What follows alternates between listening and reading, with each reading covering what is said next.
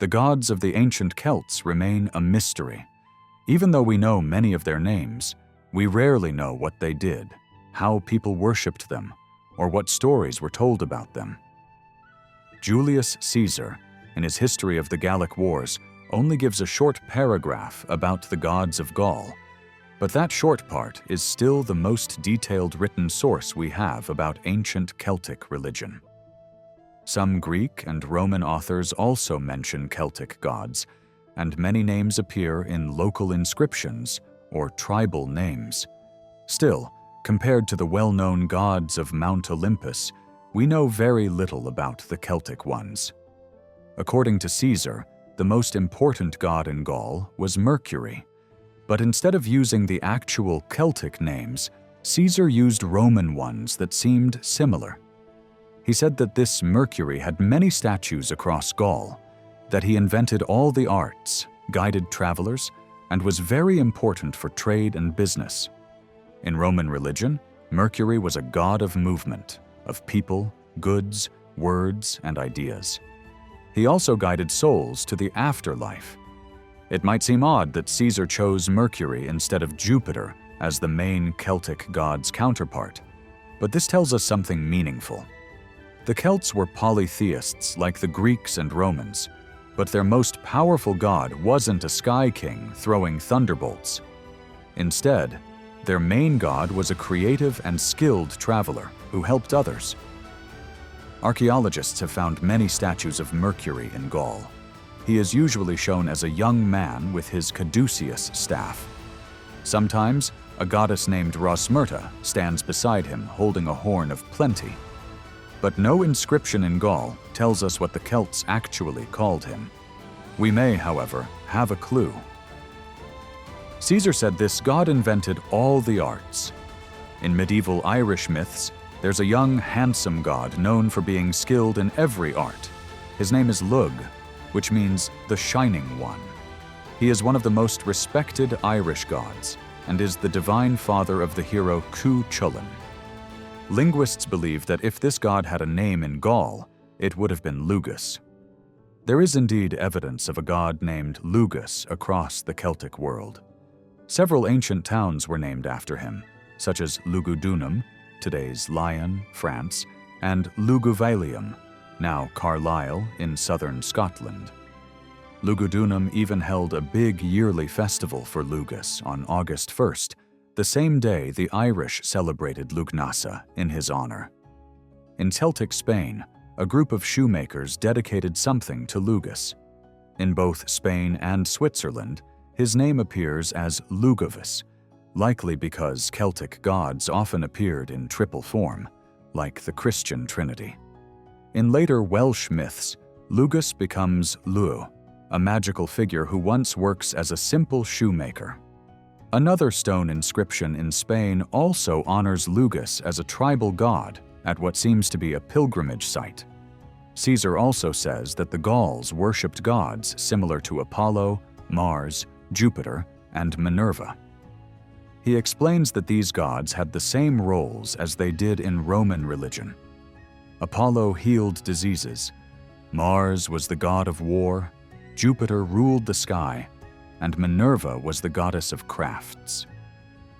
Although we don't know what the Gauls actually called these gods, we can learn more about them from the names used in inscriptions, their appearances in ancient Celtic art, and their similarities to gods in later Irish and Welsh stories. In Roman and Greek myths, Apollo is a young god linked to healing, prophecy, poetry, and music. In those traditions, illness was often seen as caused by spiritual impurity, so Apollo's temples were places of purification. Similarly, in Gaul, natural springs were places of worship for a healing god like Apollo. Celtic versions of Apollo often had descriptive names. For example, Apollo Belinus was worshipped at hot springs in Austria, northern Italy, southern Gaul, and Britain. The word Bel means bright, and it's related to the Irish festival Beltane, meaning bright fire. Another version, Apollo Cunamaglus, Hound Lord, appeared in Britain as a young hunting god. Apollo Granus was such a famous healing god that even Roman Emperor Caracalla honored him. Other names include Borvo, the boiling one, likely because of his link to hot springs, and Maponos, the divine youth, who was mentioned in a magical tablet written in Gaulish in the 1st century AD. Maponos was especially popular in northern Britain and later became the Arthurian character Mabon, son of Madron, divine mother. Caesar said the warlike Gauls often promised the spoils of battle to Mars. If they won, they would offer all the captured people and goods to the god, sometimes through sacrifice. Sacred places were set aside for these offerings, and anyone who robbed them faced terrible punishment. Celtic Mars was also a healing god in some places, but his main roles were war and protection of land. He had many names. Mars Albiorix was a guardian in southern Gaul. Mars Catarix, king of battle, was worshipped near Geneva, and Mars Linus was a healing god in both Gaul and Britain. Mars is often shown on carvings with a goose, a symbol of watchfulness and aggression. One of his names, Mars Tutats, matches a fearsome god mentioned by the Roman poet Lucan, who said this god required human sacrifices. A later writer claimed that victims were drowned to please him. This may not be fully accurate, but it resembles an image on the Gundestrup cauldron from Denmark, where a godlike figure is shown plunging a man upside down into a large vat. Gaulish Jupiter is often shown in statues as a sky god wearing a toga and holding a scepter. Some inscriptions call him Tyrannus, a Celtic word meaning thunderer. Lucan wrote that Tyrannus was a cruel god, and another writer said that people were burned alive in wooden cages as sacrifices to him, something Caesar also mentioned. But the Celtic sky god had many other names too, such as Jupiter Brixianus in Italy, Jupiter Laticus in Spain, and Jupiter Poeninus in the Alps. Across the Celtic world, this god was widely worshipped. A striking example is a group of tall columns found near the Rhine River, carved to look like oak trees. This fits with what the ancient writer Maximus of Tyre said, that the Celts imagined their Zeus, Jupiter, as a great oak tree.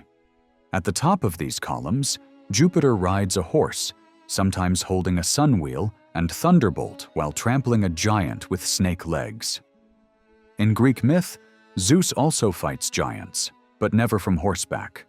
This suggests a unique Celtic myth.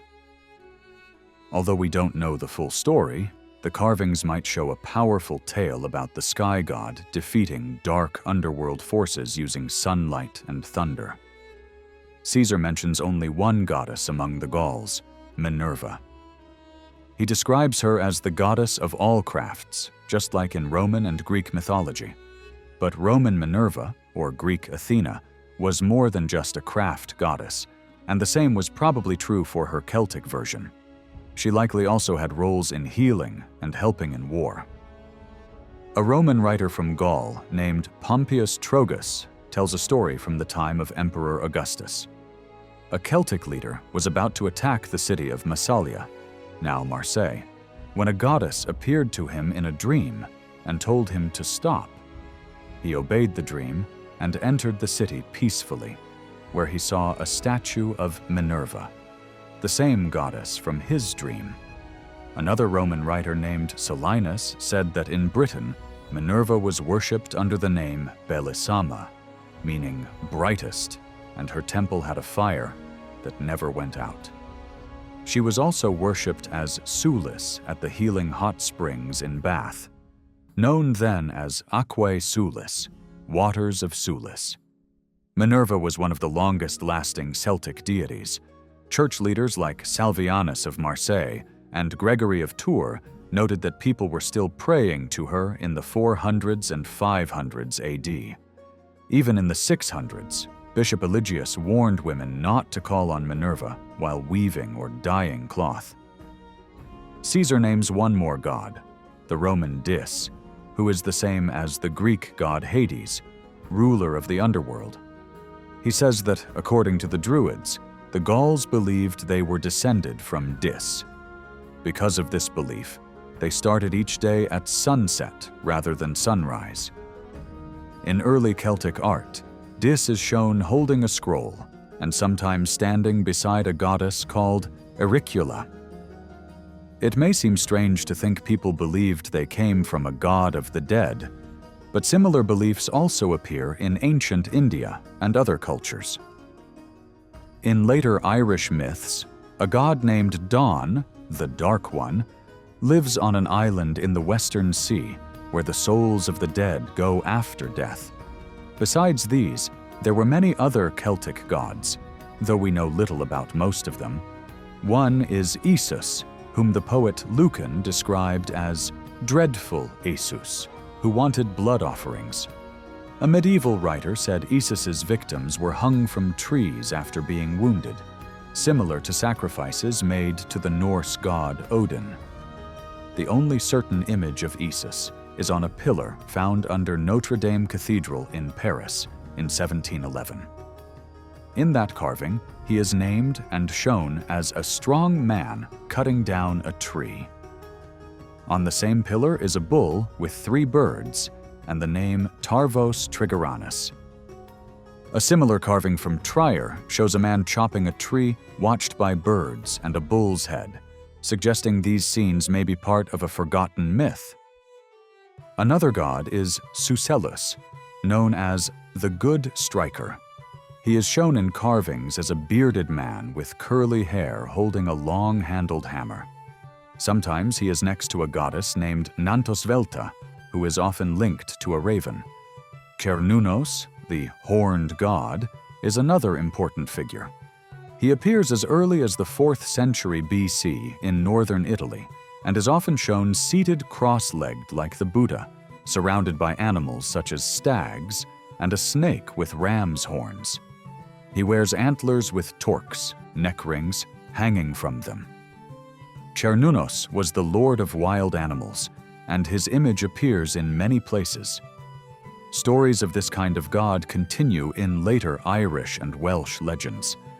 A medieval Christian tale even mentions a Breton saint named Cornélie, who protected horned animals, and may be a Christian version of Cernunnos. One last Celtic god, though little is known about him, has a story that is one of the few actual Celtic myths from ancient times. His name is Ogmios, and he seems to be related to the later Irish god Ogma. Ogma was the god of poetry and strength, called Trenfer, strong man, and was believed to have invented the Ogham script, an early Irish writing system using lines carved into stone. The Greek writer Lucian, who lived during the time of Emperor Marcus Aurelius, tells an unusual story about a statue he saw in Gaul. It showed the god Hercules, but not as the strong young man he was in Greek or Roman art. Instead, this Hercules was bald, old, and wrinkled, like a sailor who had spent years at sea. Still, he wore the lion skin, carried a club, and had a quiver of arrows, all symbols of Hercules.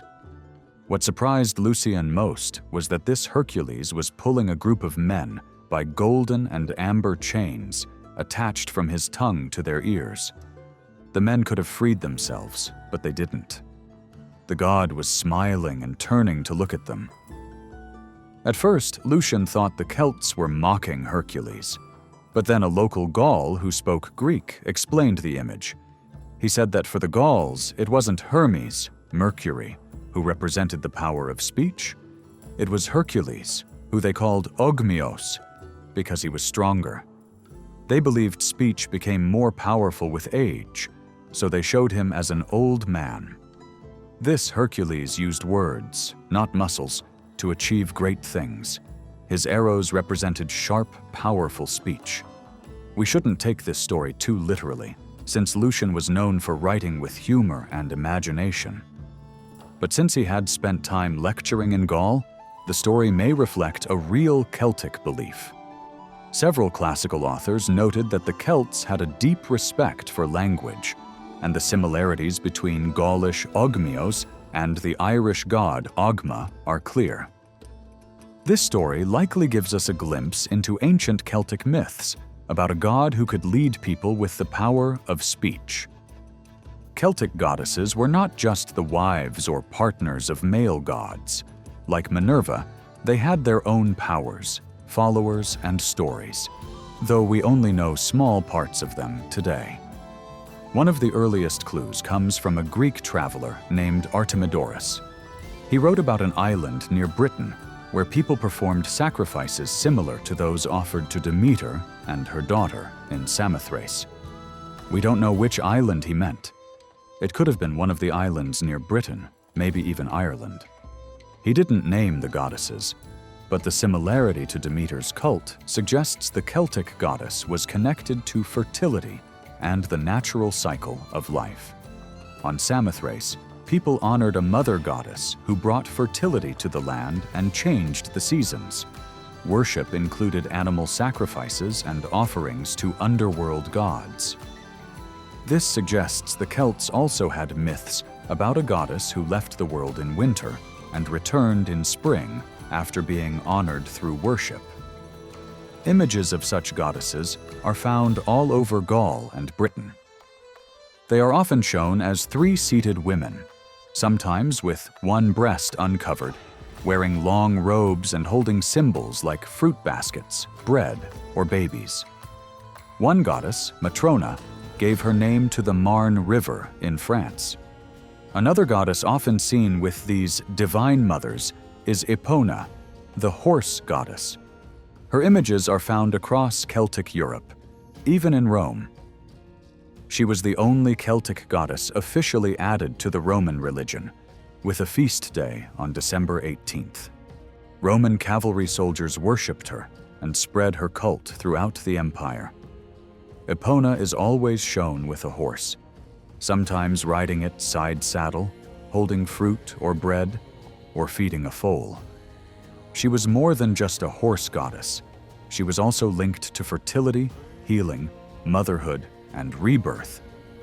Later, Irish and Welsh stories contain echoes of her myth.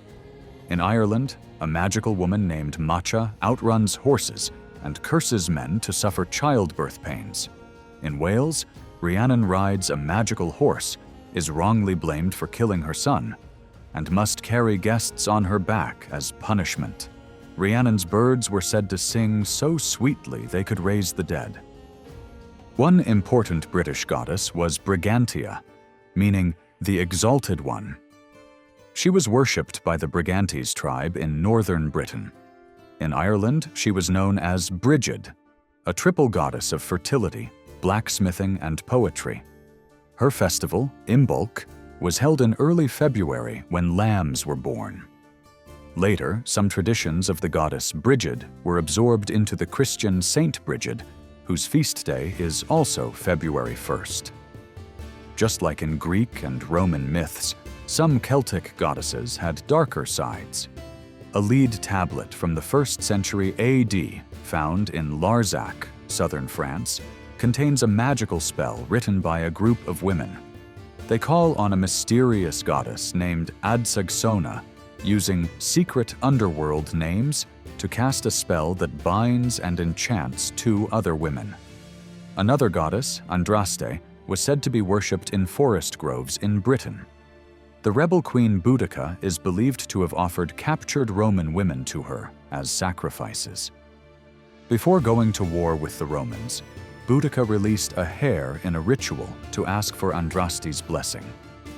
There are many other Celtic gods and goddesses, such as Alisanos, Dunatis, Sequana, and Nehelenia, but we know almost nothing about their powers or stories. Most of the old Celtic religion disappeared with the rise of Christianity.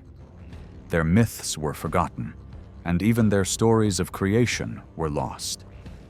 We don't know which Celtic god or goddess created the world, which makes them unique among ancient cultures. But the Greek writer Posidonius, who traveled in Gaul, said the druids believed both the soul and the universe were eternal, though someday both would be destroyed by fire and water. One of the few Celtic origin stories that survived comes from Ireland. It's a long tale of how the Irish came to their land, filled with magic, battles, gods, and heroes. These stories were written down by Christian monks who mixed biblical stories with older myths from Ireland's past.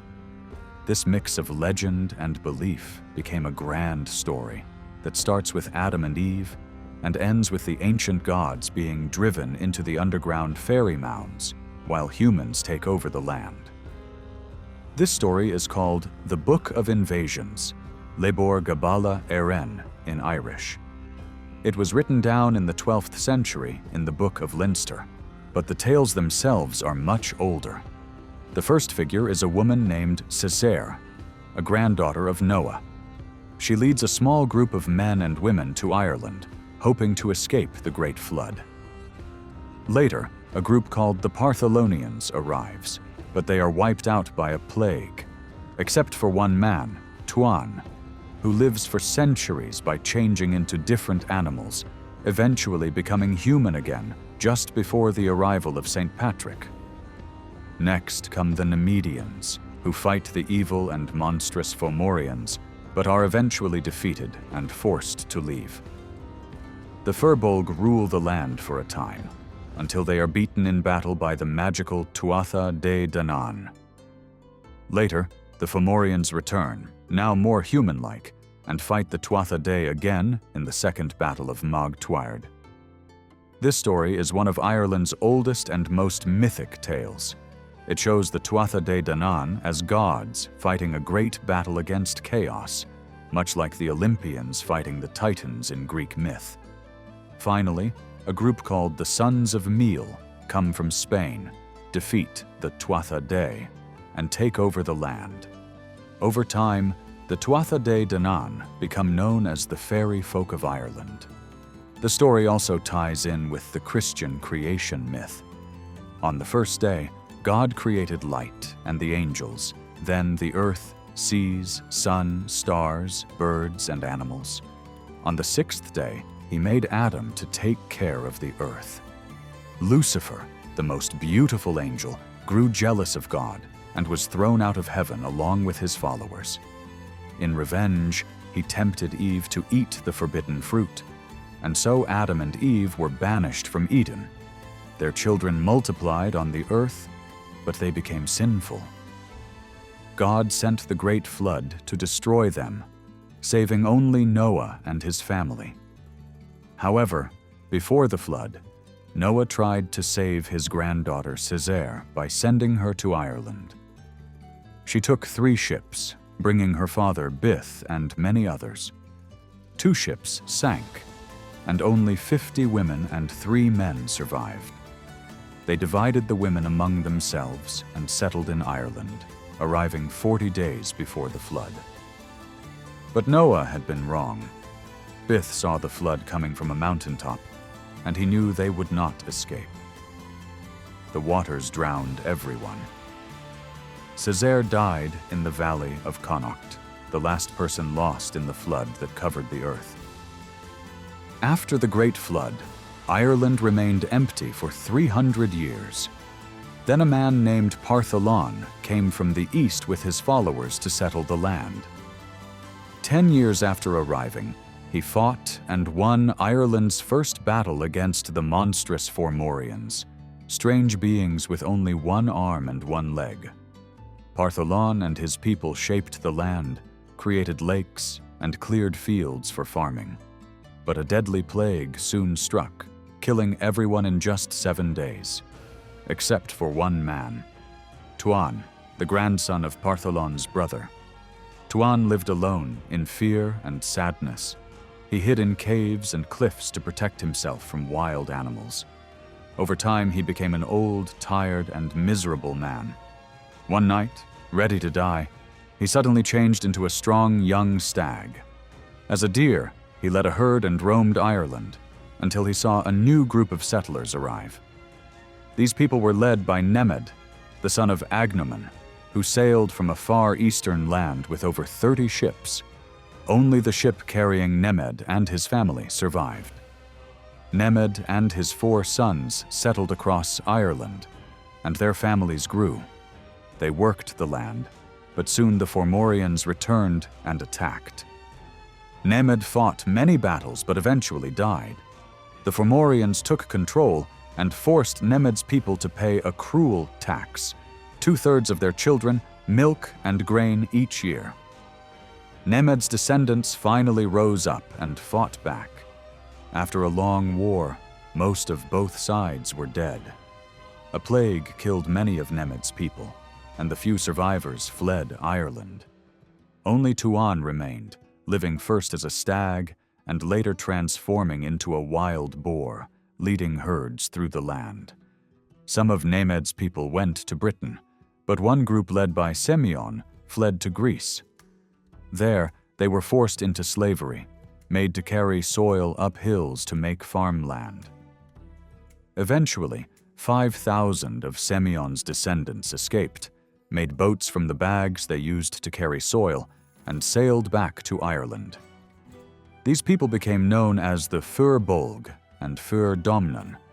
They ruled Ireland under 5 kings, but constant fighting and disease killed many. Finally, a man named Eochu, son of Erc, became king and ruled peacefully for 10 years. During his reign, it didn't rain, but dew watered the land, and Ireland thrived. Weapons were put away and laws were made. But after 10 years, Eochu was killed, and Ireland fell into violence again. Tuan, now living as a boar, kept away from all of it. Later, he turned into a hawk and flew over the land, watching and learning everything. Then, the Tuatha De Danann arrived in Ireland. Some believed they were fallen angels cast out of heaven with Lucifer.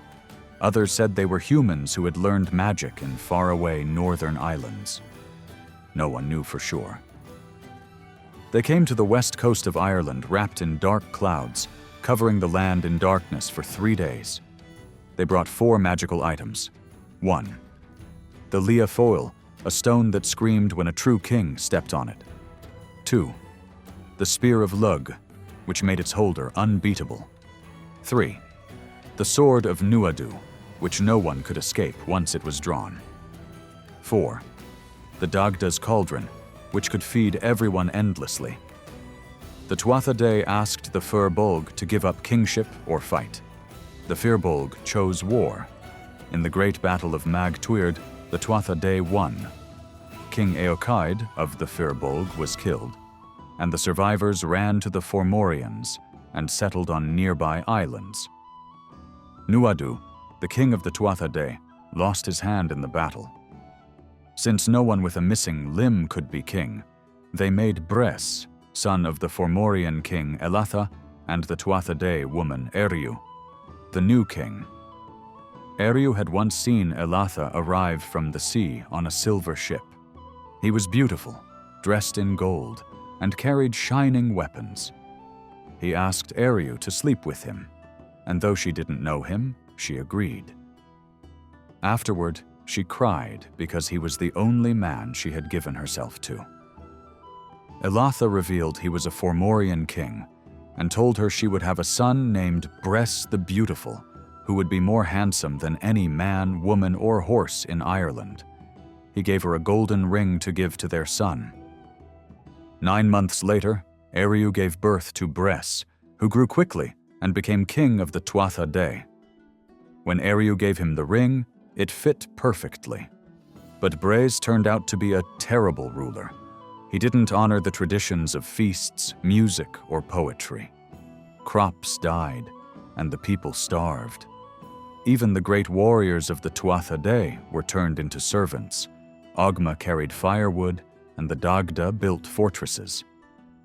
When the people complained, Bres asked for 7 more years to improve. They agreed, but he secretly planned to raise an army from his Fomorian relatives to crush the Tuatha De. When they found out, they removed him from the throne and made Nuadu king again. The healer Diancecht gave Nuadu a magical silver hand that worked like a real one, making him whole again. During a feast at Tara, The gatekeeper Cumhaill was told to only let in those who could serve the kingdom. A young man named Lug arrived and asked to enter. "What is your skill?" Cumhaill asked.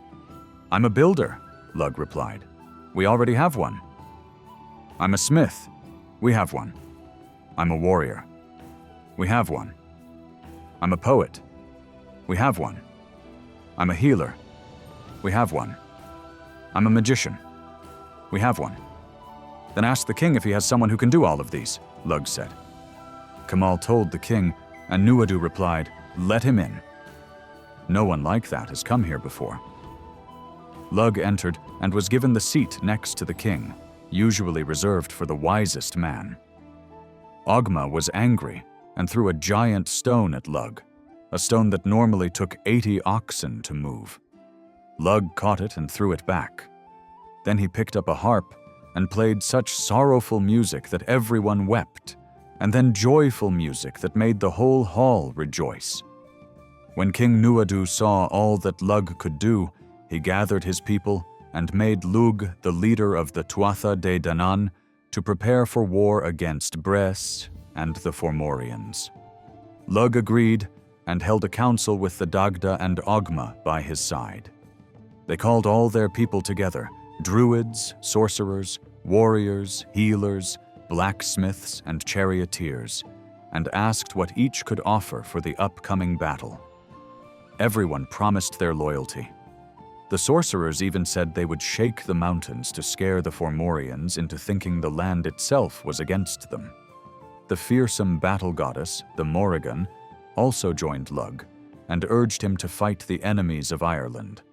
1 week before Samhain, All Hallows Eve, Lug sent the Dagda to spy on the Fomorians. He went under a flag of peace and waited for food, as custom demanded. Knowing the Dagda loved porridge, the Fomorians made a massive meal using 80 gallons of milk, lots of fat, and heaps of meat. They dumped it in a pit and told him to eat it all or be killed. The Dagda ate every bite, even scraping the bottom. Then, bloated, he fell asleep. When he woke up, he waddled away carrying his heavy belly. On the road, he met a beautiful woman. They were attracted to each other, but the Dagda couldn't act on his desire because of his belly. She mocked him and pushed him down. This caused everything he had eaten to come back out, and he returned to normal. Then they made love. The Fomorians and Tuatha De soon gathered on the great plain of Mag Tuaird for battle. Lug stood before his army and asked what each person would do to help win the war. Goibniu the smith said, "I'll make new weapons as fast as they break, even for 7 years." Dian Secht the healer said, "I'll heal every wound unless the head is cut off." Ogma the warrior said, "I'll kill 1/3 of the enemy myself." Quirpr the poet said, "I'll shame and insult them with my words so they lose the will to fight." Bechuile and Dianan, women skilled in magic, said, "We'll enchant the very rocks and trees to fight for us."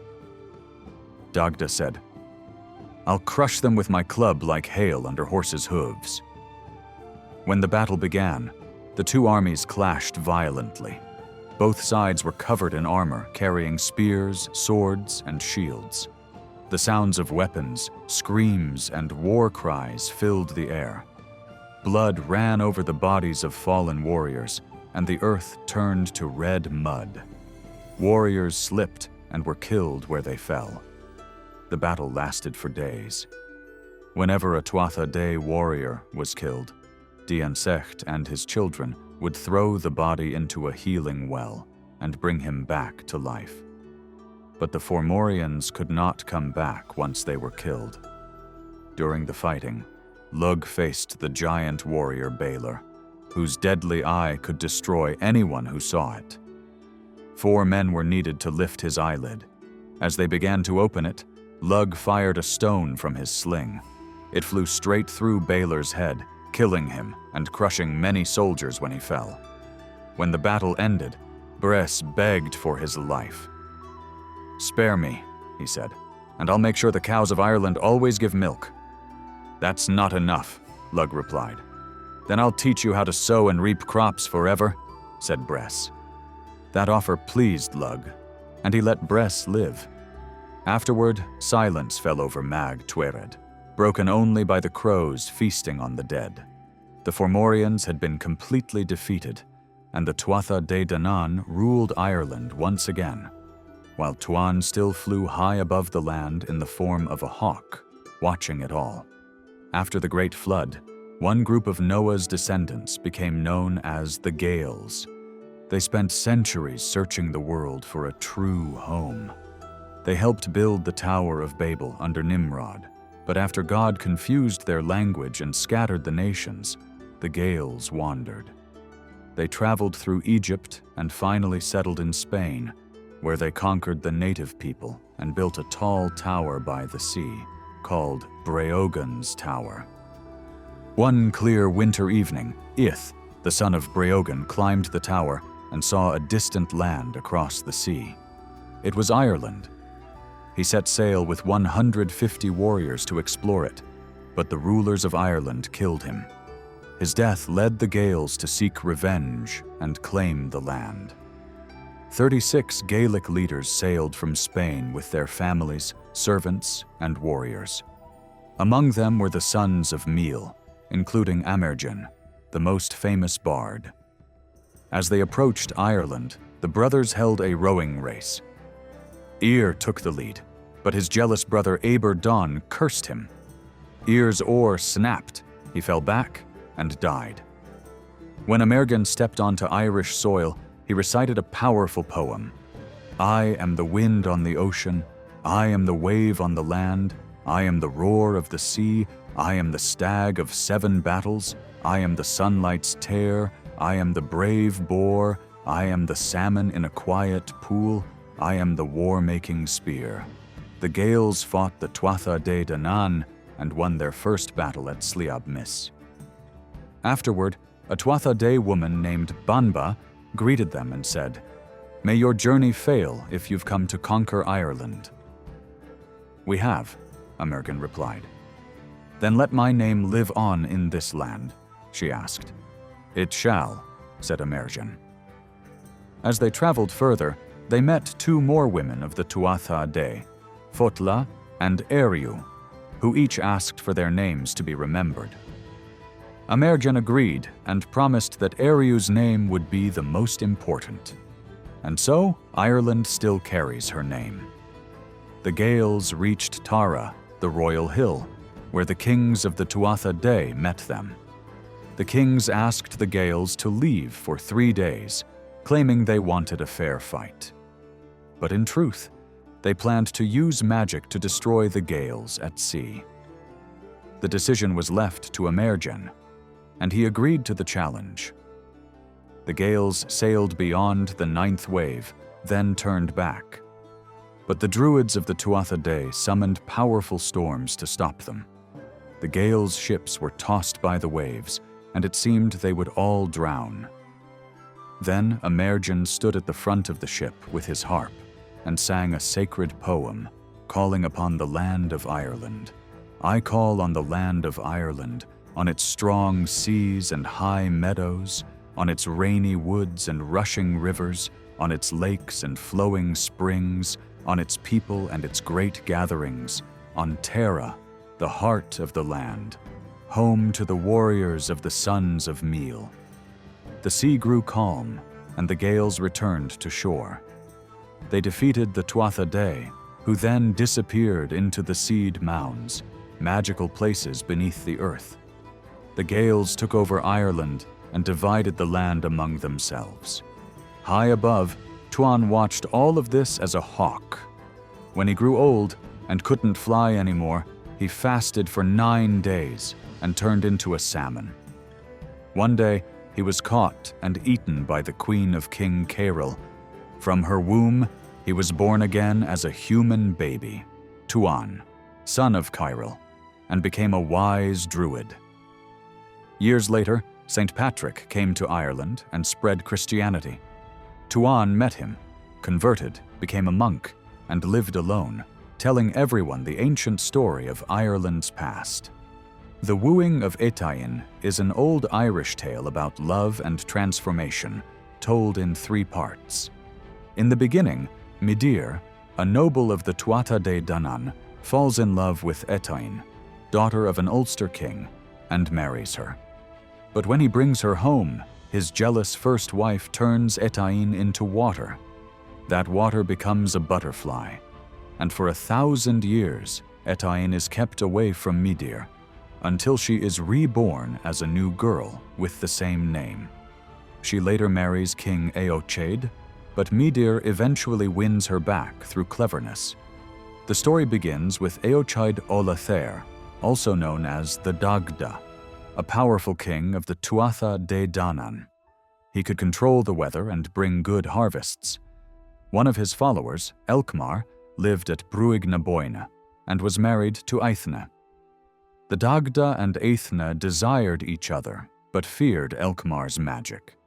To be with her, the Dagda used magic to send Elkmar away on an errand. While Elkmar believed only a single day had passed, in truth, 9 months went by. During that time, the Dagda and Aithne slept together, and she gave birth to a son, Engus. When Elkmar returned, he didn't realize anything had happened. The Dagda gave Engus to Midir, who raised the boy at Brí Leith with many other children. Engus grew up to be the most handsome and noble among them, earning the nickname Mac Og, meaning the young son, because he was conceived and born in a single day. One day, Angus argued with a boy named Triath, who was from the defeated Fir Bolg tribe. "You're just the son of a slave," Angus said proudly, believing he was Midir's son and rightful heir. "I'm speaking to someone who doesn't even know who his parents are," Triath replied. Upset, Angus went to Midir, who told him the truth, that his real parents were the Dagda and Aithne, Elkmar's wife. Midir had raised him in secret to protect him from Elkmar's anger. "Take me to my father," Angus said, "so I won't be mocked anymore." Midir took him to the Dagda at Uisnech, the center of Ireland. There, the Dagda welcomed his son and admitted the truth. Angus asked for land of his own. The Dagda replied, "I would give you Brúig na Boine, but Elkmar still lives there. I don't want to shame him further." So he offered a plan. "Go to the Brúig on Samhain, the sacred festival, when peace is kept and no one carries weapons. Elkmar will be there unarmed. Threaten him and ask to be given the land for a day and a night. Then when he comes back, say you won't give it back, because all of time is made up of days and nights." Angus followed the plan. On Samhain, he went to Brúig na Boine, found Elkmar, and threatened him. Elkmar agreed to give up the land for a day and night, but when he returned and asked for it back, Angus refused. They brought the dispute before the Dagda and all the people of Ireland. The Dagda ruled that since Elkmar had given the land willingly, even if under pressure, Angus now owned it. To make peace, the Dagda gave Elkmar land across the river, and so Angus became Lord of Brúig na Boine. A year later, Midir visited Angus again on Samhain. They stood on the mound watching boys playing games nearby. On the far side of the river, Elkmar was watching too. A fight broke out among the boys, and Angus wanted to stop it, but Midir stopped him. "If you go," he warned, "Elkmar will too, and it might lead to trouble. Let me go instead." Midir went down to break up the fight, but during the struggle someone threw a holly spear, and it hit Midir in the eye, blinding him. He returned to Angus and said, "This visit has brought me bad luck.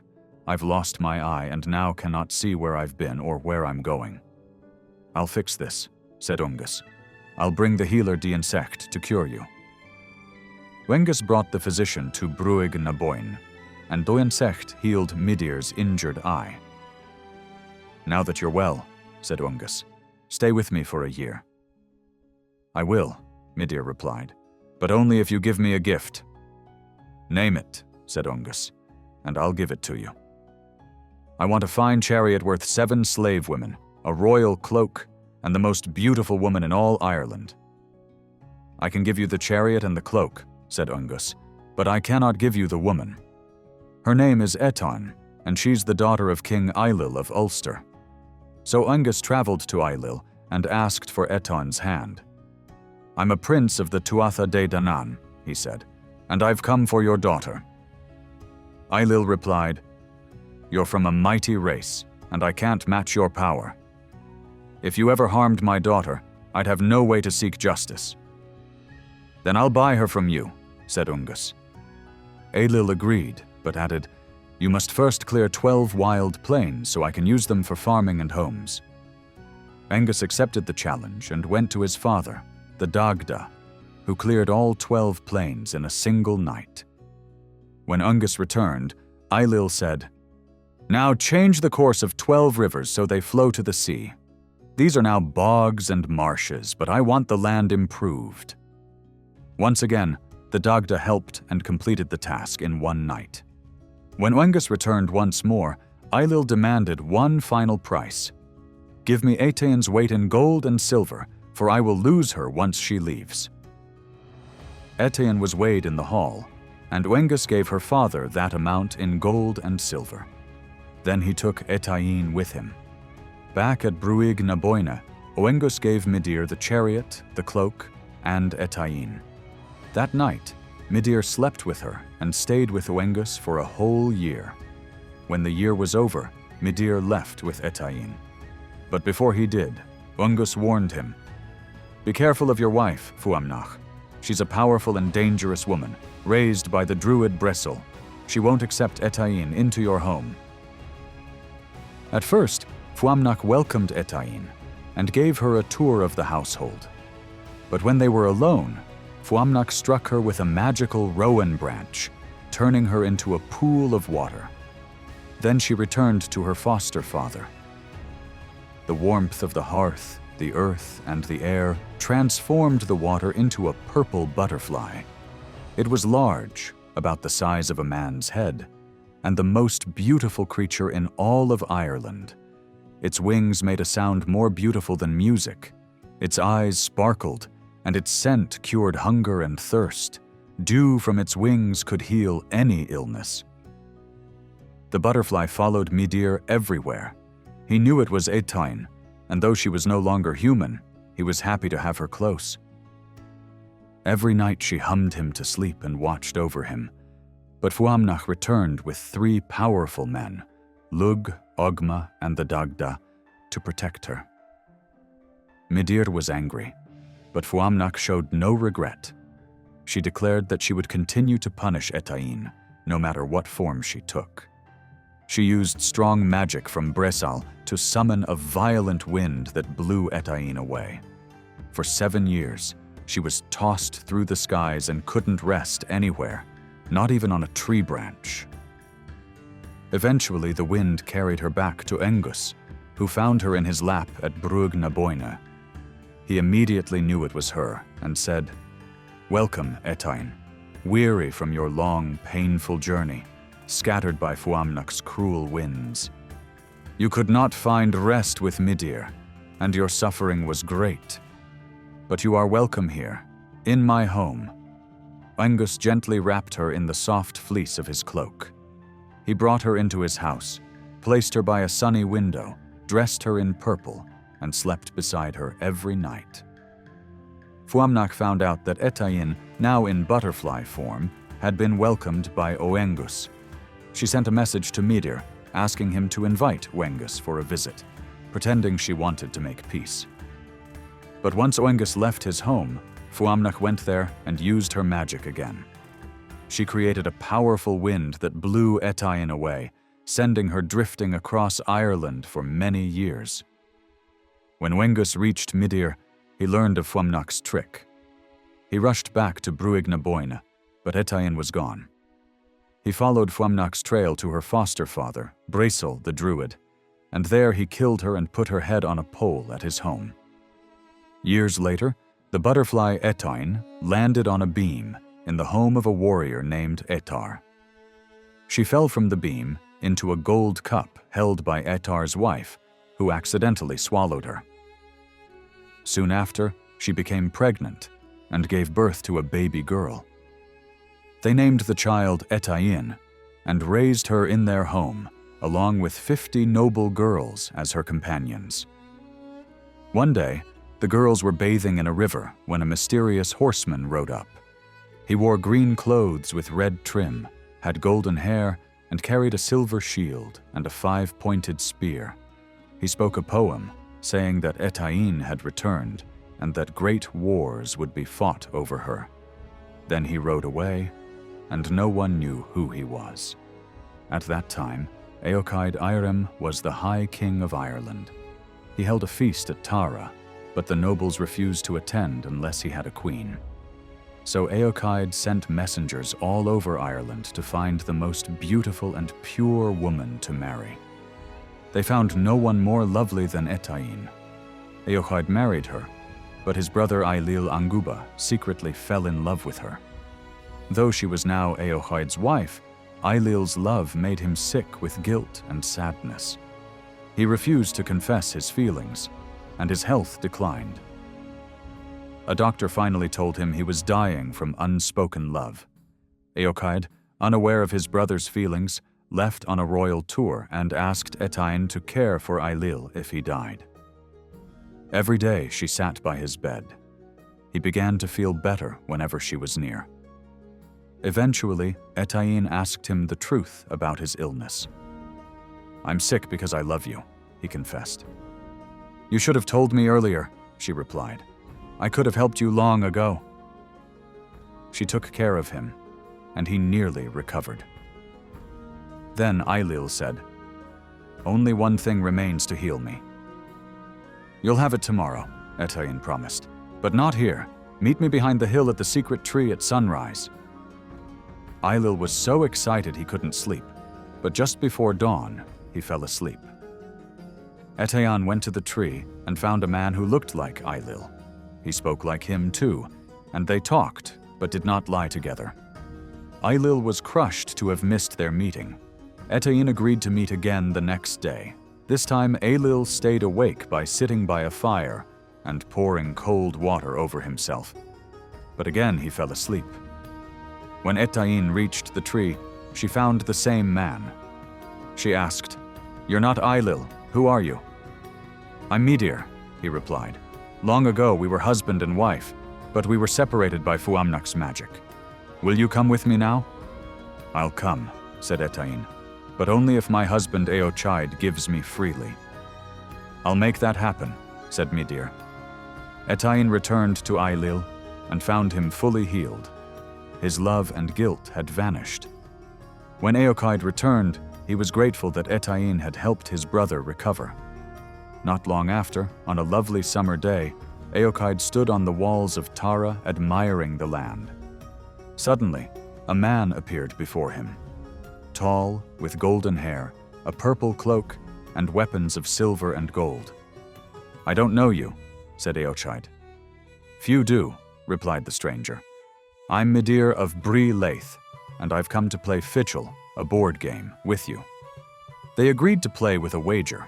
If Eochaid won, he'd receive 50 fine horses. He won. The next day they played again. Midir offered pigs, swords, cows, and sheep. Eochaid won again. The third day, Eochaid asked for an even greater reward. Midir must clear all the stones from the king's fields and build a road through a swamp. Midir hesitated, but agreed. That night, the people of Tara heard great noise. By morning, the work was done. Midir then asked for one more game, with the prize to be whatever the winner wished. Eochaid agreed and lost. "What do you want?" asked Eochaid. "I want to hold Etain and receive a kiss," said Midir. Eochaid agreed, but delayed the meeting for 1 month. When the day came, he locked Tara's gates and surrounded himself with guards and warriors, thinking Midir couldn't enter. But Midir appeared in the hall anyway. "Give me what you promised," he said. "You may kiss her, but only here in front of us," said Eochaid. Etain stood up, went to Midir, and kissed him. Then, the two of them floated through the skylight and flew away in the form of swans. The king was shocked. His advisors told him that Midir had taken Etain into the other world, the realm of the CD mounds. Eochaid ordered all the mounds across Ireland to be destroyed, but each one he tore down was mysteriously whole again the next day. When he reached the mound of Ban Find, a man came out and said, "Why are you doing this? We didn't take your wife." "I won't stop," Eochaid said, "until I get her back." "Then go to Bree Laith," said the man, "and leave blind puppies and cats at the mound's entrance. That will draw Midir out." Eochaid did as told, and Midir appeared. "Give me back my wife," said Eochaid. "You lost her in a fair game," Midir replied, "but I'll send her to you, if you can recognize her." The next morning, 50 women who all looked exactly like Etain arrived at Tara. An old hag led them. "Choose your wife," she said. Eochaid asked each woman to pour wine, thinking he could identify Etain by her graceful serving. But even after most had poured, he wasn't sure, until the last one came forward. He was convinced she was the real Etain and chose her. The old woman and the rest vanished. Later, as the king and his queen sat outside, Midir appeared again. "Are you happy now?" he asked. "Yes," said Eochaid. "I have Etain, and I've defeated you." "Are you sure?" asked Midir. "When I took Etain from you, she was pregnant. She gave birth to a daughter in my home who looks just like her. That daughter grew quickly and learned everything from her mother, even how to pour wine." "No!" cried Eochaid. "Yes," said Midir. "You chose your own daughter and slept with her. Now she is carrying your child." Eochaid was horrified. When the baby was born, he sent her away to be left for the dogs. But the cowherd and his wife found her first and raised her as their own. Eochaid was never the same. He was later killed by his enemies, and his head was placed on a pole. But Midir and Etain lived together in love from that day on. The Tain Bo Cuailnge, often translated as the cattle raid of Cooley, is the main story in a group of ancient Irish tales called the Ulster Cycle. These stories tell of the heroes and events from Ulster in Northern Ireland. The oldest versions of the Tain are found in manuscripts like the Book of the Dun Cow, the Book of Leinster, and the Yellow Book of Licken, written between the 12th and 14th centuries. However, the language and content of the stories are much older. Scholars still debate whether parts of the story reflect times before Christianity came to Ireland. Some short tales called Remshela, or pre-tales, are usually told before the main Táin. While they aren't officially part of the Táin, they help explain the story better, so a few are included here. The hero of the Táin is Cú Chulainn, a legendary warrior born from both divine and human parents. Like many mythic heroes, his life follows a familiar pattern: miraculous birth, impressive deeds as a child, great battles, and eventually a tragic death. Long ago, Seanchan Torpaist, the chief poet of Ireland, visited King Gwaire in Connaught. Seanchan brought with him 300 poets, including their families and servants. Soon, they ate all of the king's food. Gwaire's brother, a hermit named Marban, was angry about this and cursed the poets. They would lose their poetic gifts unless they could recite the entire Tain Bo Cuailnge. But none of them knew the full story. So they searched across Ireland for a year and a day, hoping to find someone who knew it all, but no one could help them. One night, a young poet named Emin and his friend Morrigan came to the grave of an ancient warrior named Fergus MacRoich. Emin left to find shelter, but Morrigan stayed by the grave and sadly recited a poem, calling out to Fergus to help him. Suddenly, a mist appeared, and out of it came the ghost of Fergus, dressed in a green cloak, red tunic, and golden sword. He recited the entire Tyne to Morrigan over 3 days and nights. When Fergus vanished, Morrigan returned and told the story to Seanchan, lifting the curse and saving their poetic skills. That's how the Tyne was passed down. The story begins with a woman named Nace, daughter of Eochaid Salbuide. One day, sitting outside the great fort of Emain Macha, she asked a druid named Cathbad what the day was good for. "It's a perfect day to conceive a king," he said. Taking him at his word, and since he was the only man there, Nes lay with Cathbad and became pregnant. She gave birth after 3 years and 3 months to a son named Conchobar. Nes raised Conchobar himself for 7 years, teaching him leadership and the desire for power. She later married the king of Ulster, Fergus MacRoich, but made a strange request in return. "I will marry you," she said, "if you let my son Conchobar be king for just 1 year. That way, his sons will one day be kings too. You'll still rule in every way but name." Fergus agreed. After their marriage, Nes gave gifts to the nobles and told Conchobar to take from half of Ulster and give generously to the other half, winning their loyalty. When the year ended and Fergus asked for the kingship back, the nobles refused. "You gave it up. Let Conchobar keep what he has earned." And so Conchobar became the true king of Ulster. He was a beloved and wise king. His decisions were fair, and the land prospered under his rule. He was brave in battle, and his warriors protected him with their lives. People respected him so much that, by custom, every new bride would spend her first night with the king. When he visited homes, husbands would offer their wives to share his bed. His house was filled with riches and trophies from battles, and his generosity was famous. His feasting hall was always open and full. Conchobar seemed to be the perfect king in every way. One of Conchobar's noblemen was Cruiniuc mac Agnomain, a wealthy widower living with his sons in the Ulster Mountains. One day, while he was alone at home, a beautiful woman appeared and walked into his house. She acted as though she belonged there, doing housework and chores. That night she lay in bed with Cruiniuc and made love to him. From that day on, she stayed with him and cared for his home and children. Everything went well. His farm was successful, and they never lacked food, clothing, or anything else. Later, King Conchobar invited everyone in Ulster to a big festival. Everyone dressed in their finest clothes and joined, including Cruiniuc and his sons. But his wife, now 9 months pregnant, stayed at home. Before he left, she warned him, "Don't brag or say anything foolish at the festival." Cruiniuc promised to behave. At the end of the festival, there was a horse race. The king's horses always won, and the crowd praised them.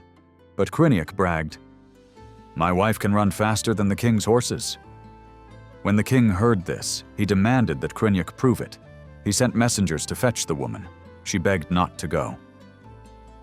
"I'm about to give birth to twins," she said. But the messenger replied, "If you don't come, your husband will die." So she came. As soon as she arrived, her labor pains began. She pleaded with the king to delay the race until after she gave birth, but he refused. She turned to the crowd and said, "Please, help me. You all had mothers. Let me give birth first." But no one answered her. She sighed and said, "Very well. But Ulster will suffer for this cruelty." The king then asked her name. "I am Macha, daughter of Cernunnos mac Imbaith. From now on, my name will be remembered here." Then the race began. Macha ran beside the king's horses and reached the finish line just ahead of them. As soon as she crossed it, she gave birth to twins, a boy and a girl. From them came the name of Ulster's capital, Emain Macha, meaning the twins of Macha. In her pain, Macha cursed the warriors of Ulster. She said that in their hour of greatest danger, they would be struck with labor pains lasting 5 days and 4 nights. Her curse lasted for 9 generations. From then on, whenever Ulster was attacked, the men would collapse in pain. Only women, young boys, and the hero Cú Chulainn were spared. One day, King Conchobar and the Ulster warriors gathered for a feast at the house of their storyteller, Fedlimid MacDale. His wife, heavily pregnant, served them food and drink throughout the evening. The feast went late into the night, with laughter and noise filling the hall. After everyone had fallen asleep, the woman finally made her way to bed. Suddenly, the child in her womb gave out a scream so loud that it woke everyone. The warriors jumped up, thinking they were under attack. But Sencha Mac Ailela, the king's judge, told everyone to calm down and asked for the woman to be brought forward. Her husband asked her what caused the terrible scream. She replied, "Though the cry came from my own womb, no woman knows what child she carries." She turned to the druid Cathbad for an answer. Cathbad said, "The cry came from a girl with golden hair and gray-green eyes, with cheeks red like flowers and white teeth like new snow. Her lips shine red like polished stone. Queens will envy her, warriors will fight for her, and kings will want her. But her beauty will bring death and sorrow to Ulster's heroes." Cathbad touched the woman's belly, and the baby stirred. "Yes," he said, "it is a girl. Her name will be Deirdre, and she will bring tragedy to us all." When the child was born, everyone agreed she was the most beautiful baby they had ever seen. "Kill her!" shouted the warriors. But Conchobar said, "No, I will raise her in secret. When she is grown, she will be mine." So he hid Deirdre away in a secret place with a foster father, mother, and a poet named Lebercham, who could not be kept away. Years later, when Deirdre had grown into a stunning young woman, she saw her foster father skinning a calf in the snow. A raven landed nearby and drank from the red blood. Deirdre said, "I could love a man with those 3 colors, black like the raven, red like the blood, and white like the snow." Lebercham smiled and said, "Then you are in luck. There is a man like that, Nois, son of Wislu." "I won't feel well," said Deirdre, "until I see him." Soon after, one night, Nois was standing alone on the wall of Emain Macha, the stronghold of Ulster, singing. The songs of Nois and his brothers were so beautiful that cows gave extra milk, and people felt calm just hearing them. They were not only great singers, but also fierce warriors. If the 3 brothers stood back to back, they could fight off all of Ulster. They were also fast runners, quicker than wild animals. While Nois was singing alone, Deirdre secretly left her hidden home and walked near him, pretending to be just passing by. At first, Nois didn't recognize her. "That's a fine young cow walking by," he joked. "There are fine cows," she replied, "when there are no bulls around." Then he realized who she was. "You already have the strongest bull in Ulster, the king himself," he said. "I'd rather have a young bull like you," she answered. "Don't say that," Nois said nervously. "Remember Cathbad's prophecy." "Are you turning me away?" she asked. "I must," he said. Then Deirdre grabbed his ears and said, "These ears will be mocked forever if you don't take me with you." Nois tried to resist. "Leave me alone, woman!" But she had already spoken her curse, and he was trapped by it. Nois let out a loud cry. His brothers and other Ulster warriors heard it and thought a fight had begun. His brothers rushed to calm him down. "What are you doing?" they said. "You'll start a war." Then Nois told them what happened. "This is going to lead to trouble," they said, "but we won't let you be shamed. Let's leave Ulster. Any other king in Ireland will welcome us." That night, Nois, his brothers, Deirdre, and a group of warriors and followers, 50 women, 50 men, 50 dogs, and 50 servants, left Ulster. They traveled all over Ireland looking for safety, but King Conchobar always sent spies or tried to trap them. At last, they crossed the sea to Britain, where they lived in the mountains and hunted to survive. When wild game ran out, they became mercenary soldiers for the King of Britain.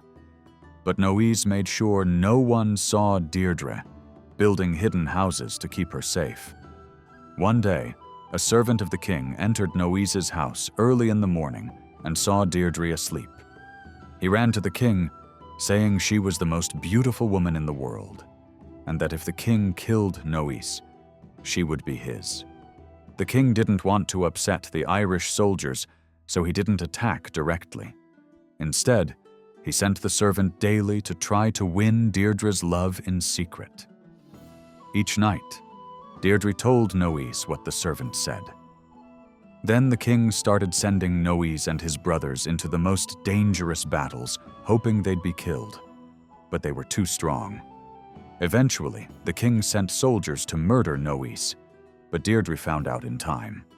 She begged Nois to flee back to Ireland, and they escaped that very night. Back in Ulster, many warriors told Conchobar it was time to forgive Nois and let him live in peace. Conchobar sent a message promising safety. Nois agreed, but only if the old king Fergus, the warrior Dubthach, and Conchobar's own son Cormac promised they would protect him. Fergus and the others went to meet Nois, but Conchobar had a secret plan. He knew Fergus was bound by a Giais, a magical rule that forced him to attend any feast he passed. So Conchobar held feasts along the way to delay Fergus. Meanwhile, Nois and his brothers, tired and hungry, had sworn not to eat in Ireland until they ate at Conchobar's table. So, instead of waiting, they went ahead to Emain Macha, bringing Fiacha, Fergus's son, with them. When they arrived, the people of Ulster were waiting silently on the walls. Then, Eogan mac Durthacht stepped forward and suddenly stabbed Nois through the chest with a spear, breaking his spine. Fiacha jumped to protect Nois, but it was too late. The Ulster warriors then attacked and killed Fiacha, Nois's brothers, and all their companions. The ground ran red with blood. Deirdre was the only one left alive. Her hands were tied, and she was taken to Conchobar. When Fergus, Dubthach, and Cormac, Conchobar's own son, heard what had happened, they were furious. They attacked Conchobar at Emain Macha, killing many Ulster warriors. Then they and 3,000 followers left Ulster and went west to Connaught, where King Ailill and Queen Medb welcomed them. They stayed there for 16 years, mourning their betrayal and lost honor. As for Deirdre, she never smiled again. She never lifted her head in Conchobar's presence. She mourned Nois constantly. In anger, Conchobar decided to give her to Eogan mac Durthacht, the man who had killed Nois. On the morning Eogan came to take her away, Deirdre rode in the chariot between him and Conchobar. "Why look so sad?" said Conchobar mockingly. "Between me and Eogan, you're just a helpless sheep between two rams." As they passed a large rock on the road, Deirdre threw herself from the chariot and smashed her head against the stone, killing herself instantly. In this way, she escaped them both. Fergus and the Ulster exiles remained in Connaught, now living among their old enemies. Yet many strong warriors still served Conchobar. The greatest of these would be Setanta, later known as Cú Chulainn. The story of Setanta's birth is strange and magical. One day, the crops of Ulster were destroyed by 180 birds, males and females tied together with silver cords. Angry, Conchobar and his warriors chased them in their chariots. With them went Deichtine, Conchobar's sister, the warrior Cumhaill, and the mischief-maker Bricriu. They chased the birds across Ireland until nightfall and reached the ancient mound of Bruig by the River Boyne. Conchobar sent Cumhaill and Bricriu to find shelter, and they came upon a poor couple in a small hut. Bricriu warned that they'd need to bring their own food, but the warriors went anyway and crowded into the hut, helping themselves to the food and drink. That night, the woman in the hut went into labor just as a mare outside gave birth to 2 foals. Deichtine helped deliver the baby boy and nursed him. The Ulstermen gave the baby the 2 foals as a gift. Then they all fell asleep. In the morning, the hut and the couple had vanished. Only the baby and foals remained. They took the child back to Emain Macha, and Deichtine raised him as her own. But not long after, the baby grew sick and died. Heartbroken, Deichtine and the women of Ulster sang a mourning song. When she returned home, Deichtine asked for a drink. Unknowingly, she swallowed a tiny magical creature inside the cup. That night, she had a dream. A man came to her and said his name was Lug. He told her that he had brought her and the others to the mound by the Boyne. The baby born there was his son. Even though the child had died, he now lived inside her. The boy would be named Setanta, and the 2 foals were to be raised with him. Deichtine became pregnant, though no one knew who the father was. Some whispered that Conchobar had slept with her while drunk. Conchobar said nothing, but gave his sister in marriage to Sualdam MacRoish. On her wedding night, ashamed to be pregnant, she miscarried. Then she slept with Sualdam and became pregnant again, giving birth to Setanta, a boy said to be born 3 times.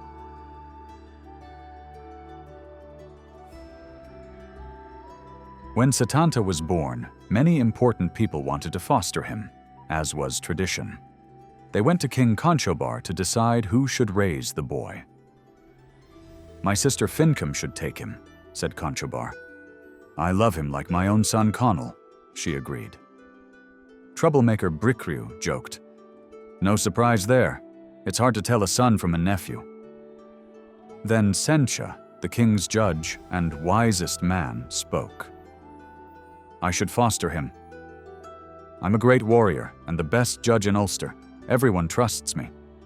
"No," said Blae Briuga, known for his generosity. "He should live with me. I can feed all of Ireland for a week and care for him best."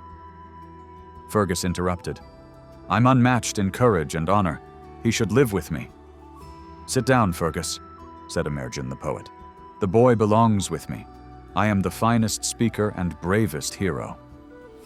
Finally, Conchobar said, "Enough. Let the druid Moran decide." Moran gave his judgment.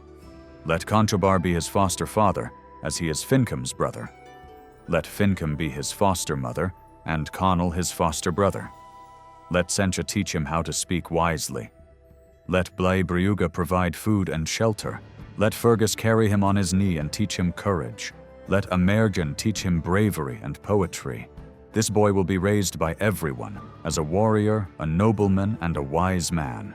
He will be loved by all, and one day he will save Ulster." When Setanta was still a young boy, he lived with his mother and father near the sea on the plain of Muirthemne, south of Emain Macha. He often heard stories about the boys of Ulster, who played hurley ball with their sticks in great numbers, 3 groups of 50 boys. "Mother," he said, "let me go to Emain Macha and join them." "You're too young," she said, "and you have no warrior to protect you on the way. The road is too hard." "I'm going anyway," he replied. Setanta took his small wooden shield, toy javelin, hurley stick, and ball, and set out by himself. As he walked, he threw his javelin into the air and caught it before it touched the ground. Eventually, he reached Emain Macha and ran straight onto the playing field to join the boys. "This is an insult," said Folamon, Conchobar's son.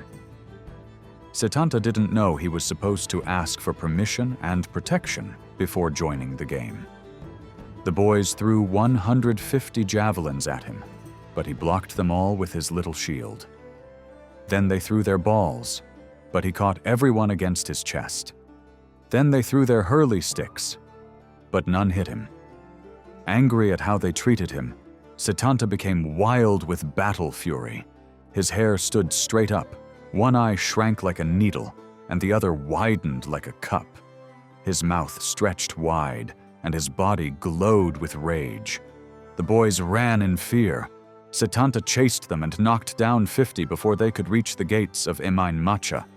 He even ran past King Conchobar, who was playing chess at the gate, and leapt over the chessboard. The king grabbed his arm. "You're being very rough with the boys," he said. "I only gave them what they gave me," Setanta replied. "I came here to play, but they treated me badly." "What's your name?" asked the king. "I am Setanta, son of Sualtaim and your sister. I didn't expect such cruelty from my own people." "Why didn't you ask for their protection first?" said Conchobar. "I didn't know I had to," Setanta said. "But I ask now, for your protection." "You have it," the king said. But Setanta didn't stop. He kept chasing and attacking the boys in the fort. "Why are you still fighting them?" asked Conchobar. "Because now," said Setanta, "they should ask me for protection." "They will," said the king. "You have my word." "Then I'll stop," said Setanta. Afterward, the people of Emain Macha helped the boys up, each finding their own foster son and comforting him. At first, Setanta didn't sleep inside the fort. "Why not?" asked Conchobar. "Because I can't sleep unless my head and feet are at the same height," the boy answered. So the king had 2 stone pillars placed, one at his head, one at his feet, and built him a special bed between them. One morning when someone tried to wake him up, Setanta jumped up suddenly and hit the man so hard on the head that it crushed his skull and killed him. He also knocked over one of the stone pillars. From that day on, no one dared to wake him. They just let him sleep until he woke on his own.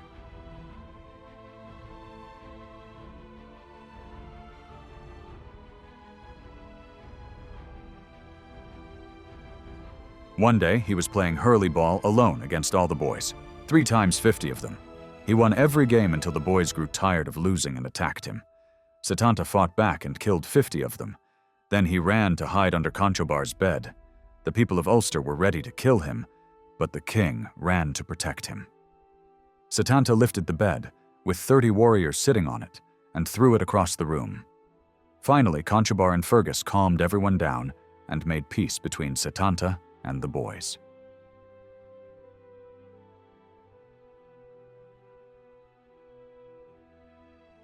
Later, while Setanta was still a child, a war broke out between Ulster and Eugen MacDurthacht, who had once been Conchobar's ally, the same man who killed Nois when he returned to Ireland with Deirdre. When the battle started, Setanta was still asleep at Emain Macha. The Ulstermen were losing badly, and Conchobar and many of his men were left for dead on the battlefield. Their cries woke Setanta, and he rushed out to help. On his way, he met a strange man with only half a head, carrying half of another man on his back. "Help me, boy," said the half-headed man. "I'm injured. Take my brother from me and carry him for a while." "I won't," Setanta replied, frightened. The man threw the body at Setanta, who pushed it off and fought him. But the man defeated him and threw him to the ground. Then Setanta heard the war goddess's voice among the corpses. "You are a poor warrior to be beaten by a phantom." Angry, Setanta picked up his hurley stick and struck the man's head off, then knocked it across the field like a ball. "Conchobar, are you here?" he shouted. The king answered, and Setanta found him. "Why have you come, boy?" Conchobar asked. "Even a grown man could die of fear here." Setanta lifted the king from a ditch and carried him on his shoulders, something 6 men couldn't have done.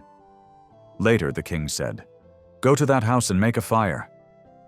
Setanta carried him into the house and lit a fire. "If I had some roasted pig to eat," said the king, "I might survive." "I'll get one for you," said Setanta. He went into the woods and found a man roasting a pig. The man looked fierce, holding both the pig and his weapons. Setanta attacked, killed him, and brought the pig and his head back to Conchobar, who ate the meat. "Let's go home," said the king. Setanta carried him back to Emain Macha. On the way, they found Conchobar's son, Cuscraid. Setanta picked him up too, and carried both of them home. When Setanta was just 5 years old, 27 warriors from the Isles of Faish attacked Ulster. Because of a curse from Macha, the Ulstermen collapsed in pain like women giving birth. But the curse didn't affect young boys. When the enemies broke into Emain Macha, the women screamed and the boys ran, except for Setanta. He stood his ground, killed 9 with his hurley stick, and chased the rest away, saving Ulster.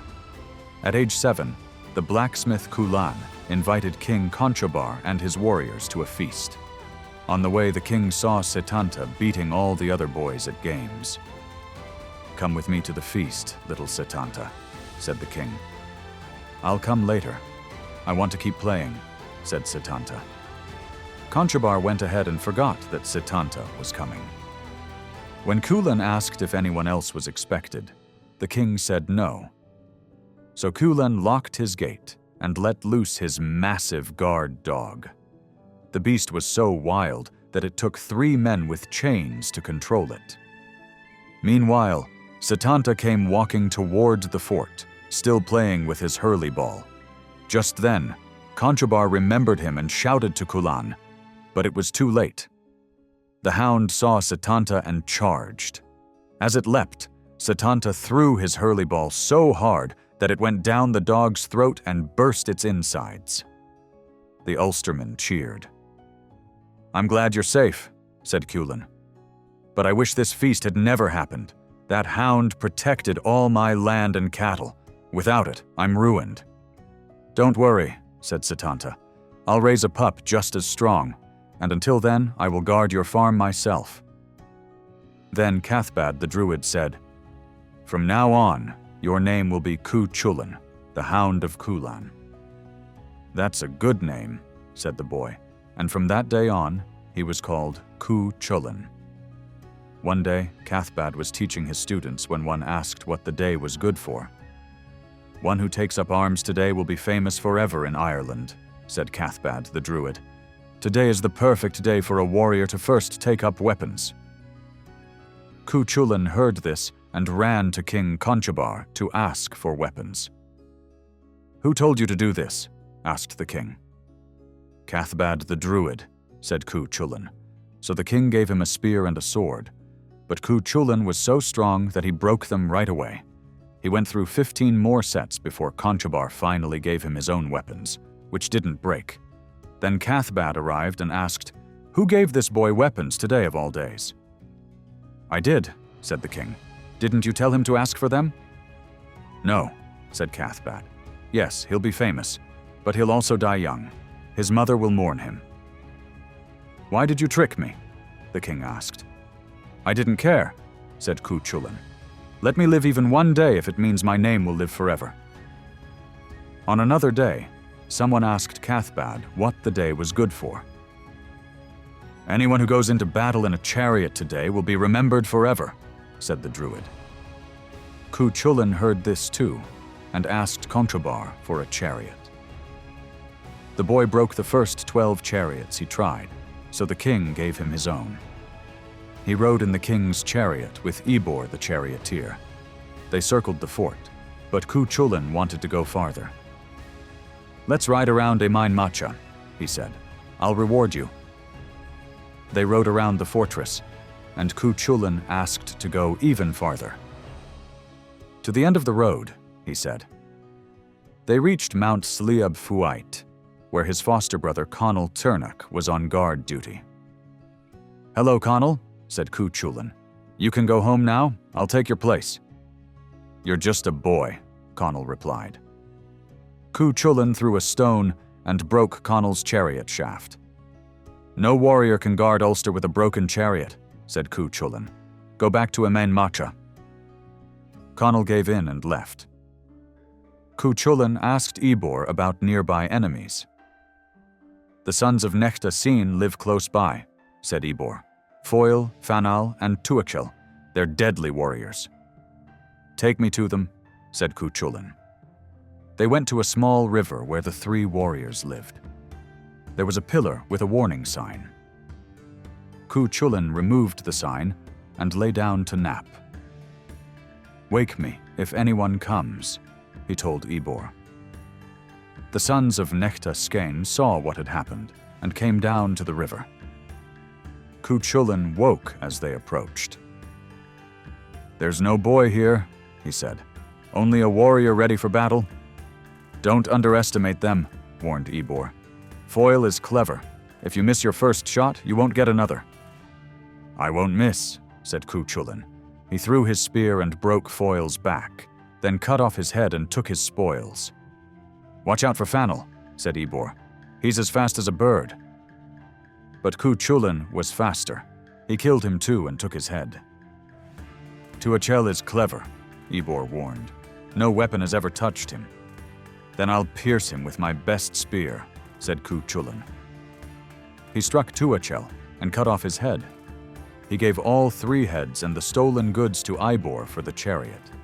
Then they headed across the plains. Cú Chulainn saw a herd of deer. What would impress the Ulstermen more, dead or alive? He asked. Catching a live deer is impossible, said Ebor. Not for me, said Cú Chulainn. He chased the herd into a bog, jumped from the chariot, and captured the biggest deer. He tied it to the back of the chariot. Next, they saw a flock of swans. What's more impressive, dead or alive? Cú Chulainn asked. Catching swans alive is too hard, said Ebor. Cú Chulainn threw 2 stones and stunned 20 swans. He tied them to the chariot and headed back to Emain Macha, with the swans flying above, the deer behind, and 3 heads hanging from the chariot. As they reached the fort, Cú Chulainn told Ebor to turn the left side of the chariot toward the gate, a serious offense. Then he shouted, Unless someone comes out to fight me, I will kill everyone inside. A watchman warned the king. A warrior in a frenzy is here. Unless naked women go out to meet him, he'll destroy us all. Send out the women, said Conchobar. The women came out, led by the queen, Morrigan. They bared their chests in front of Cú Chulainn. These are your enemies today, said Morrigan. Embarrassed, Cú Chulainn turned red. The men of Ulster grabbed him and threw him into a tub of cold water, which burst from his heat. A second tub began to boil. A third tub only warmed slightly. After his rage cooled, the queen dressed him in a blue cloak with a silver pin and a fine tunic. Then Cú Chulainn sat beside the king in the seat of honor, and that became his rightful place from then on. One day, while the men of Ulster were feasting at Emain Macha, they decided that Cú Chulainn should find a wife. All their wives and daughters were falling in love with him, and they believed such a great warrior should have a son. Cú Chulainn agreed, and set off to the gardens of Lug to woo a beautiful girl he knew named Emer, the daughter of a clever man named Forgall Monarch. Cú Chulainn found Emer sitting on the grass with her foster sisters, sewing. She wore a dress that showed the top of her chest. I see a sweet land where I'd like to rest my weapon, Cú Chulainn said playfully. No man can set foot in this land until he has killed 100 men, Emer replied. Still, I will rest my weapon there, he said. No one may come to this land until he has jumped like a salmon, while holding double his weight in gold, and taken down 3 groups of 9 men each with a single blow, without hurting the man in the middle of each group, she added. I will do all of that, said Cú Chulainn. Then he returned home. That evening, Emer told her father what Cú Chulainn had said. Forgall was furious. He will never have her, he muttered to himself. Forgall came up with a trick. he disguised himself as a royal messenger from Gaul and visited Conchobar's court, pretending to offer tribute. Cú Chulainn and the warriors put on a show of their skills. "Impressive," said Forgal, "but if you really want to be the best, you must train with Scathach, the great warrior woman in Britain. She can teach you to defeat any man in Europe." Cú Chulainn was inspired and vowed to go study with Scathach, just as Forgal had hoped. But before he left, he went to say goodbye to Emer and promised to stay loyal to her. He set off on the long journey across the sea, taking his foster brother Ferdia with him. When he finally reached Scathach's land, he had to cross a deadly bridge called the Pupil's Bridge to reach her fortress. The bridge would throw off anyone who wasn't a skilled warrior. Cú Chulainn tried 3 times and was thrown back. But then, filled with warrior rage, he jumped straight across. Scathach heard of his arrival and sent her daughter Huathach to greet him. When she saw Cú Chulainn, she instantly fell in love. "I see you like him," said Scathach. "If you want, go to his bed tonight." "I'd like that," said Huathach. That night she dressed as a servant and went to his room. But when Cú Chulainn reached out for her, he accidentally hurt her, and she cried out. One of Scathach's top warriors, Cochar Cruben, rushed in to protect her. Cú Chulainn killed him by cutting off his head.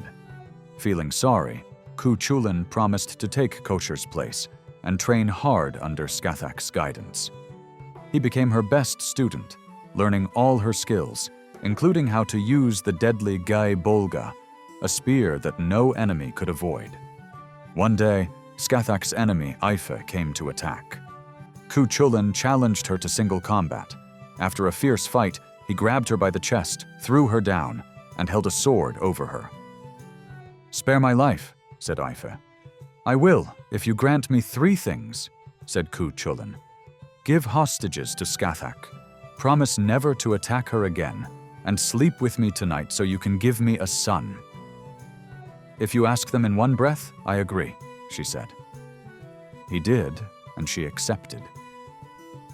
That night they slept together. A few weeks later, Aoife told him she was pregnant. "Name the child Conla," Cú Chulainn said. "I'll send for him in 7 years." He gave her a ring for the boy and told her to teach him 3 rules. Never tell anyone his name, never step aside for anyone, and never refuse a challenge. After finishing his training, Cú Chulainn returned to Ireland and went to Emer's home.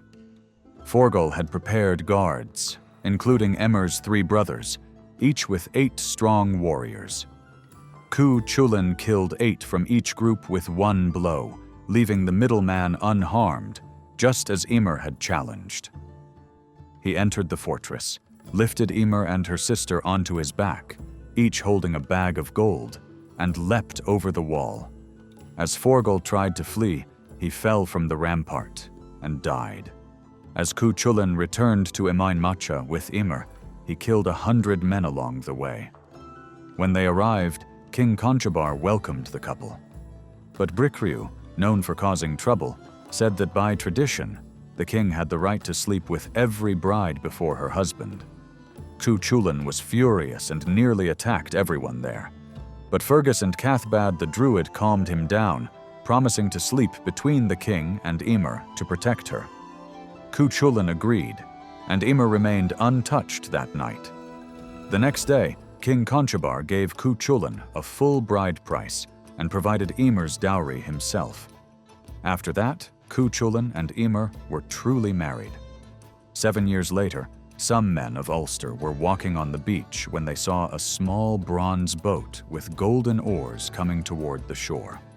Inside was a boy who was so skilled with a sling that he only stunned birds and then set them free. The men reported the strange boy to the king, who sent the warrior Condore to find out who he was. When asked his name, the boy replied, "I give my name to no man, and I yield to no one." Condore returned and told the king what the boy had said. Cumhaill Cernach, a great warrior, was angry and went to challenge the boy himself. But the boy quickly knocked Cumhaill out with a sling stone, tied his hands, and sent him back to the king. "This is an insult to Ulster," said Conchobar. "Who will face this boy?" At first, no one stepped forward. Then Cú Chulainn said, "I will." His wife Emer begged him not to go, afraid that the boy was the son Cú Chulainn had fathered with Aoife. Cú Chulainn admitted he feared the same, but he could not ignore the king's request. He went to the shore and faced the boy. "Tell me your name, or you will die," Cú Chulainn warned. "Then I will die," said the boy. They fought fiercely for a long time, and Cú Chulainn could not defeat him. Finally, he forced the boy into the water and took out his deadliest weapon, the gay bolga. He threw the magical spear, and it struck the boy, fatally wounding him. Cú Chulainn carried him to the shore and gently laid him on the sand. "Men of Ulster," he said, "this boy is my son, Connla." When they heard this, all the warriors wept. Connla asked to greet the famous warriors his mother had told him about. Then, while resting in his father's arms, he died. They buried him under a stone, and for 3 days, no calf in Ulster was allowed to be with its mother, to mourn the loss of Cú Chulainn's only son. One night in Connacht, King Ailill and Queen Medb were lying in bed in their fortress at Cú Chulainn, talking quietly. "You know," Ailill said, "people are right when they say a rich man's wife lives well." "Is that so?" Medb replied. "Why do you say that?" "Well," said Ailill, "you've done much better for yourself since you married me." "Really?" Medb said sharply. "I think I was doing just fine before I ever met you." "I doubt that," Ailill replied. "Back then, all you had were a few trinkets that your enemies kept stealing." "You can't be serious," Medb said. "My father was Eochu Feidlech, the High King of Ireland from a long line of kings. He had 6 daughters, and I was the most famous and generous of them. I commanded 1,500 royal bodyguards and just as many freeborn warriors in my own household guard. My father gave me this whole province to rule from Cú Chulainn.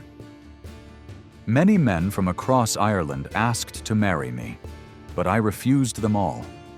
I demanded a higher bride price than any woman before me, a husband who was never greedy, never afraid, and never jealous.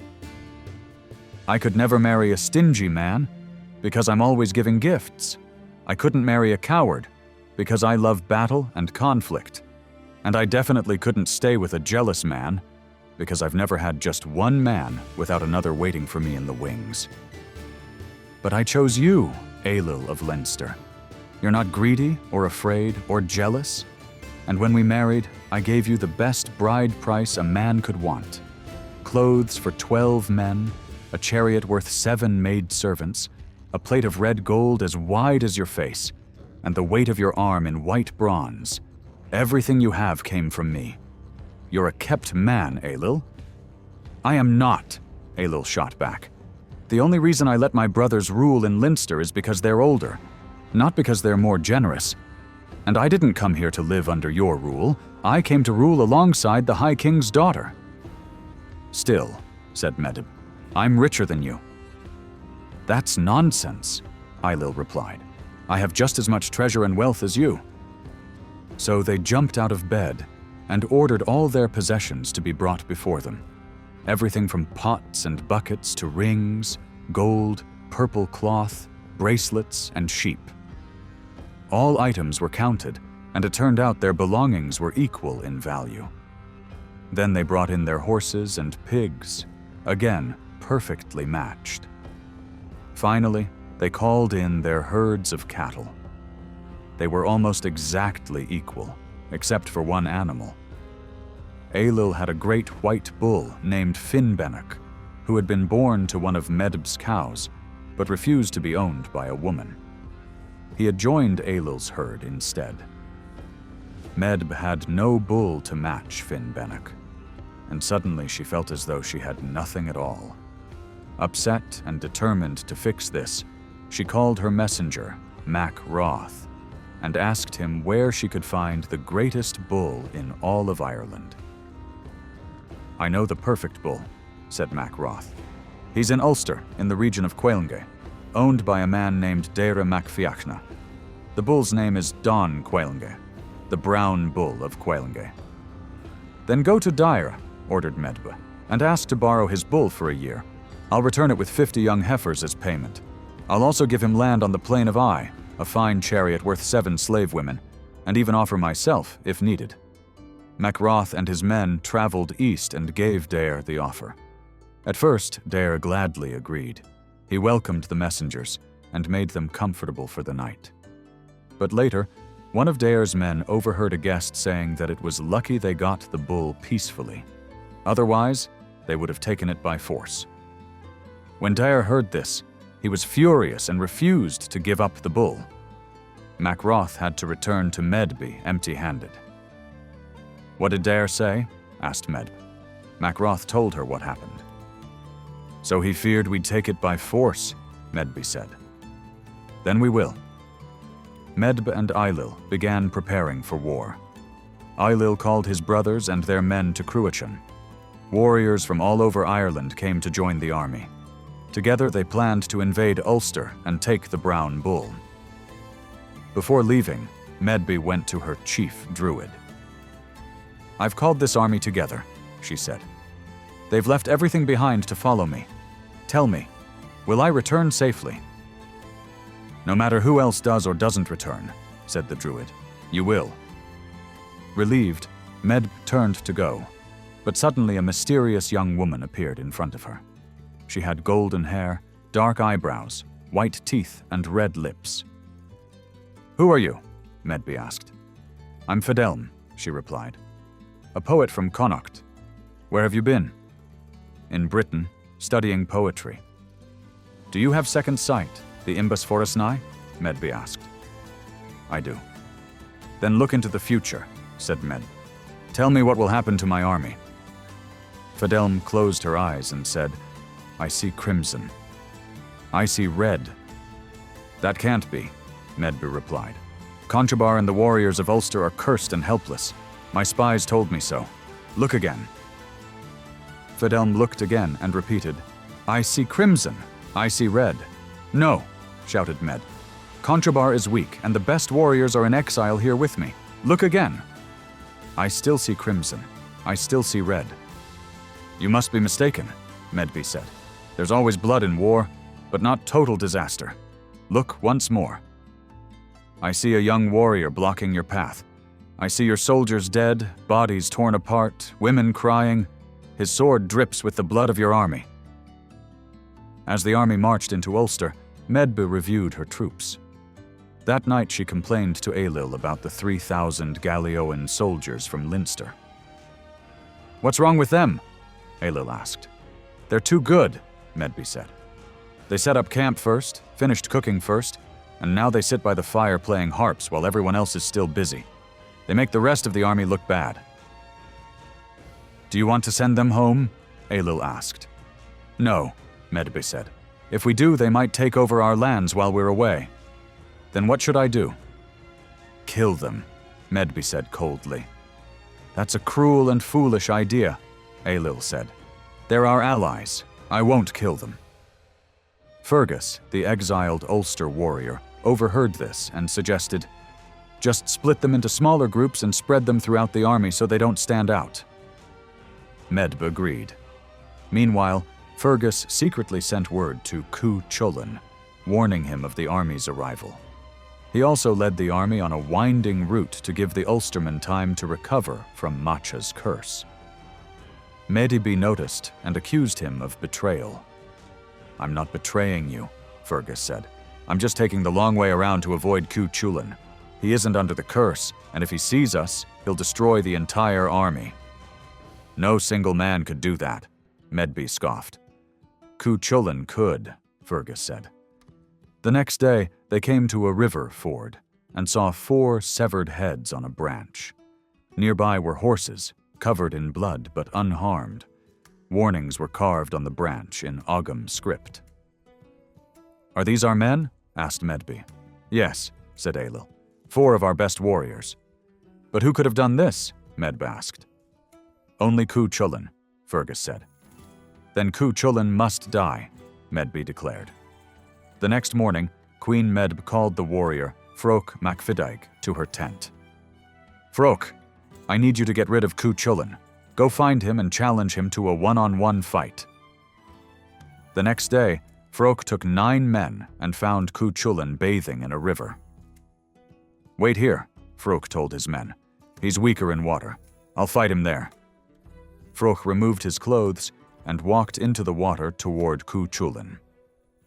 "If you come closer, I'll have to kill you," Cú Chulainn warned. "Try it," said Froch. They wrestled in the water, and in the end, Cú Chulainn overpowered him and held him under the water for a long time. He pulled him up and asked, "Will you let me spare your life?" "I'd rather die than live in shame," Froch replied. So Cú Chulainn pushed him underwater again and held him there until he died. Every day after that, Medb sent a new warrior to fight Cú Chulainn, but each one was defeated. She offered rewards of gold, land, marriage to her daughter, and even herself, if they could just kill him. But Cú Chulainn killed dozens more every day and night. The fighting wore him down. He was exhausted and wounded, with no time to rest. Still, Medb's army kept moving forward. They eventually reached Ulster and captured the Brown Bull of Cuailnge. Medb claimed the bull and ordered the army to march back to Connacht. One morning, as Cú Chulainn followed the retreating army, he stopped to clean his wounds by a stream. A stranger approached him. "Who are you?" Cú Chulainn asked. "I've come to help," said the man. "I am Lug, your father from the other world. You're badly hurt. You need to rest. Sleep, Cú Chulainn, and heal." Lug put Cú Chulainn into a deep sleep for 3 days and treated his wounds with herbs. While he slept, he slowly healed without knowing it. During this time, the young boys of Ulster rose up. Too young to be affected by Macha's curse, they wanted to help. Led by Fólamain, son of King Conchobar, 150 of the best boys went to face the Connaught army. "Kill them all," Ailill ordered. The Connaught warriors met the boys at a stone called Lea Toll and slaughtered all of them, except for Fólamain. He survived the battle and swore he would not return to Ulster until he had taken Ailill's head and crown. But 2 warriors were sent to stop him, and they killed him too. Cú Chulainn woke up 3 days later, feeling strong enough to feast, love, or fight. "How long was I asleep?" he asked. 3 days and nights, Lug replied.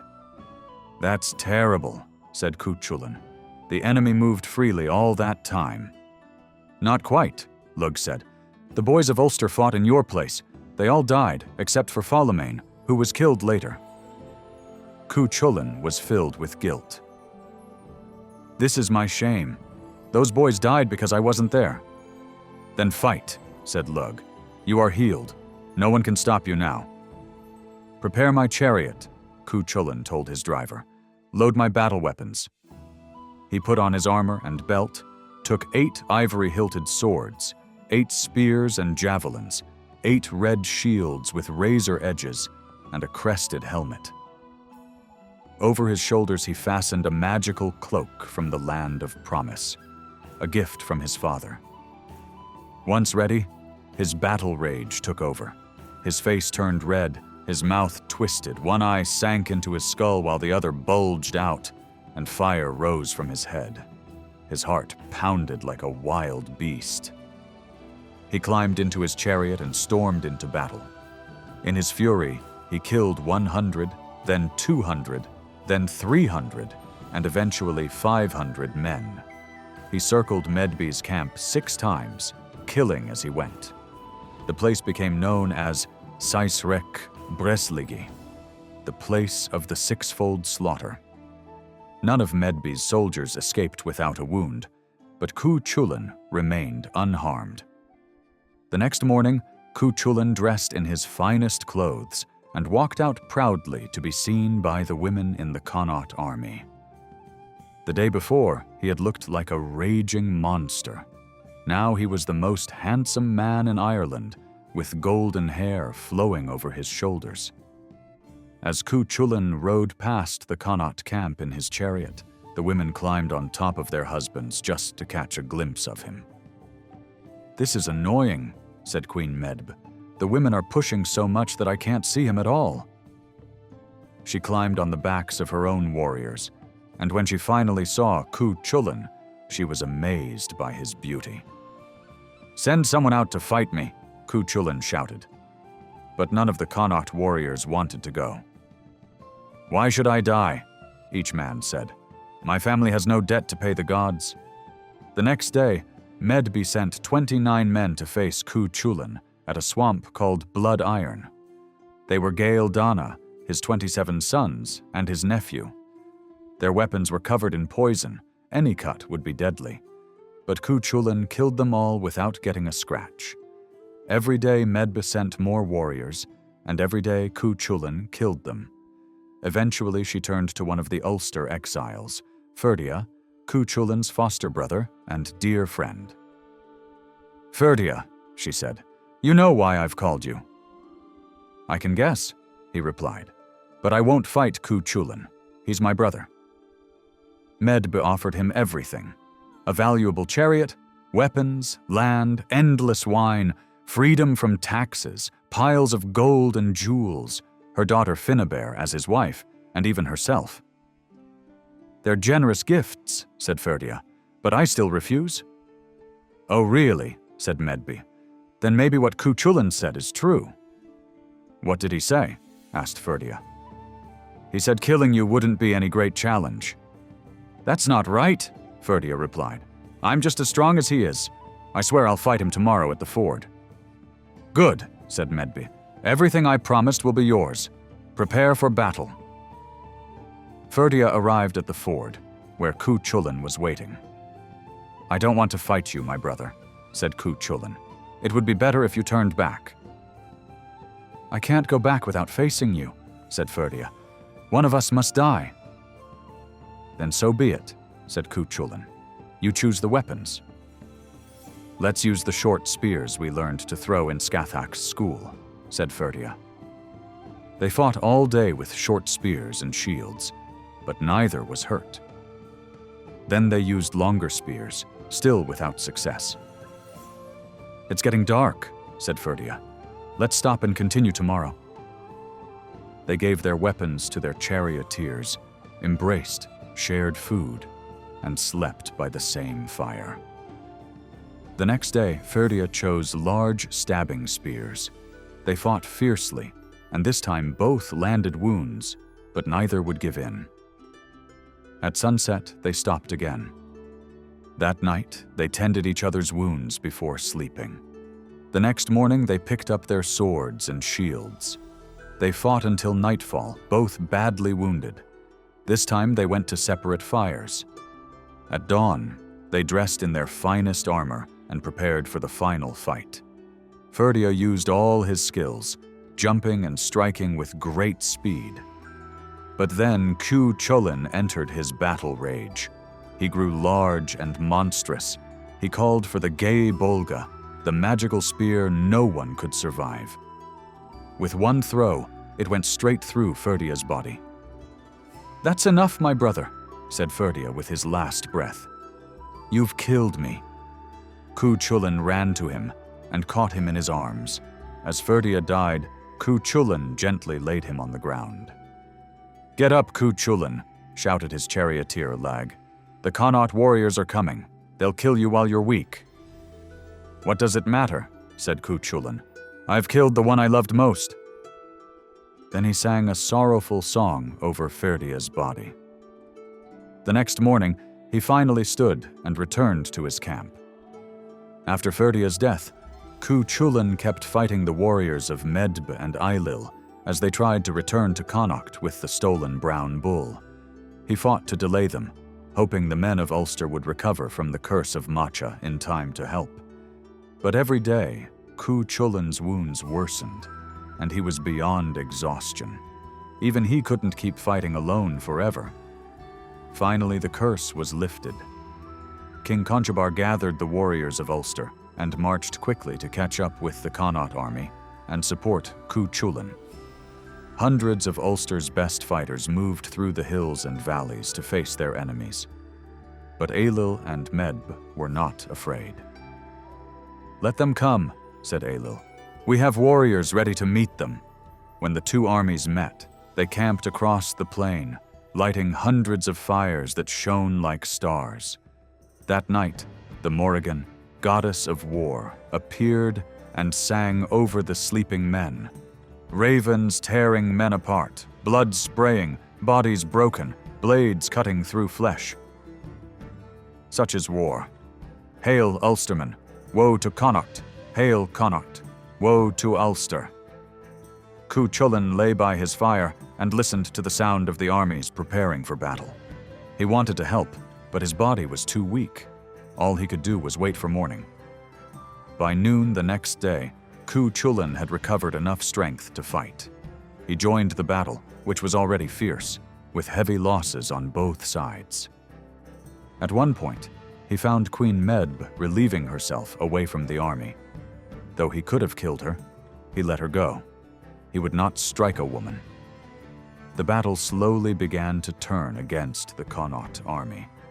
But by then, Medb and Ailill had already sent the Brown Bull safely back to Connaught. Fergus, the Ulster exile, was angry and blamed Medb for the death and destruction caused by her pride. "We've been led by a foolish woman," he said. "This is what happens when a herd follows a mare." Eventually, the Ulstermen and the Connaught army made peace. Cú Chulainn and his warriors returned to Emain Macha victorious, though both sides had lost many men. For the next 7 years, Ulster and Connaught remained at peace. All that remained was to settle the final question: who owned the greater bull? The brown bull of Cumhaill and Ailill's white bull were brought together to fight on the plain of Ai, which later became known as Tarbga, the field of the bullfight. The two animals battled all day, but neither could defeat the other. At sunset, the brown bull pinned the white bull's horn to the ground and held him there. Then, in a twist of fate, the brown bull was thrown off and broke a leg, while the white bull lost a horn. They kept fighting through the night, unseen in the darkness. At dawn, the people of Connaught saw the brown bull walking west, carrying the bloody remains of the white bull on his horns. As the brown bull wandered through Connaught, pieces of the white bull fell from his horns, and many places were later named after those parts. Medb and Ailill returned to their fortress at Cú Chulainn. Though they had lost the war against Ulster, Medb had won her personal contest. She had proven her bull was stronger than her husband's. There are many early Irish stories besides the Tyne Bo Cumhaill that feature heroes like Conchobar, Fergus MacRoich, and Cú Chulainn. Queen Medb and King Ailill also appear often in the tales of conflict between Ulster and Connaught. Some of these stories are funny, like the story of Mac Da Tho's pig, while others, like the death of Cú Chulainn, are serious and tragic.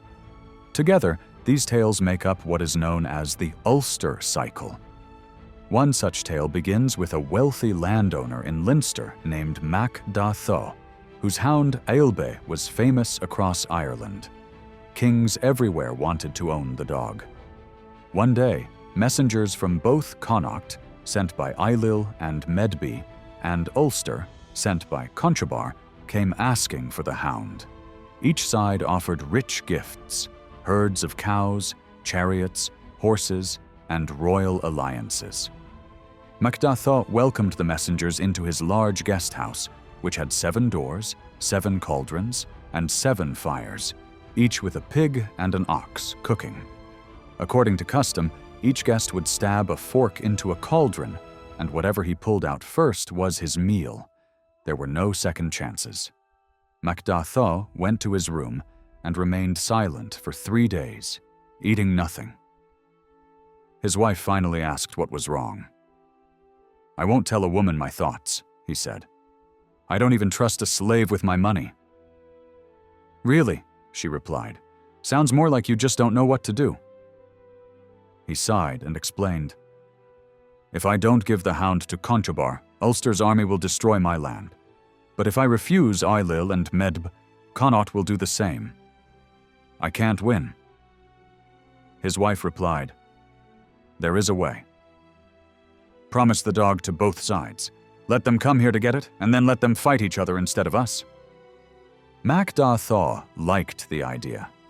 He secretly told each group of messengers that he had chosen to give the hound to their king, and asked them to return with their full armies to collect it.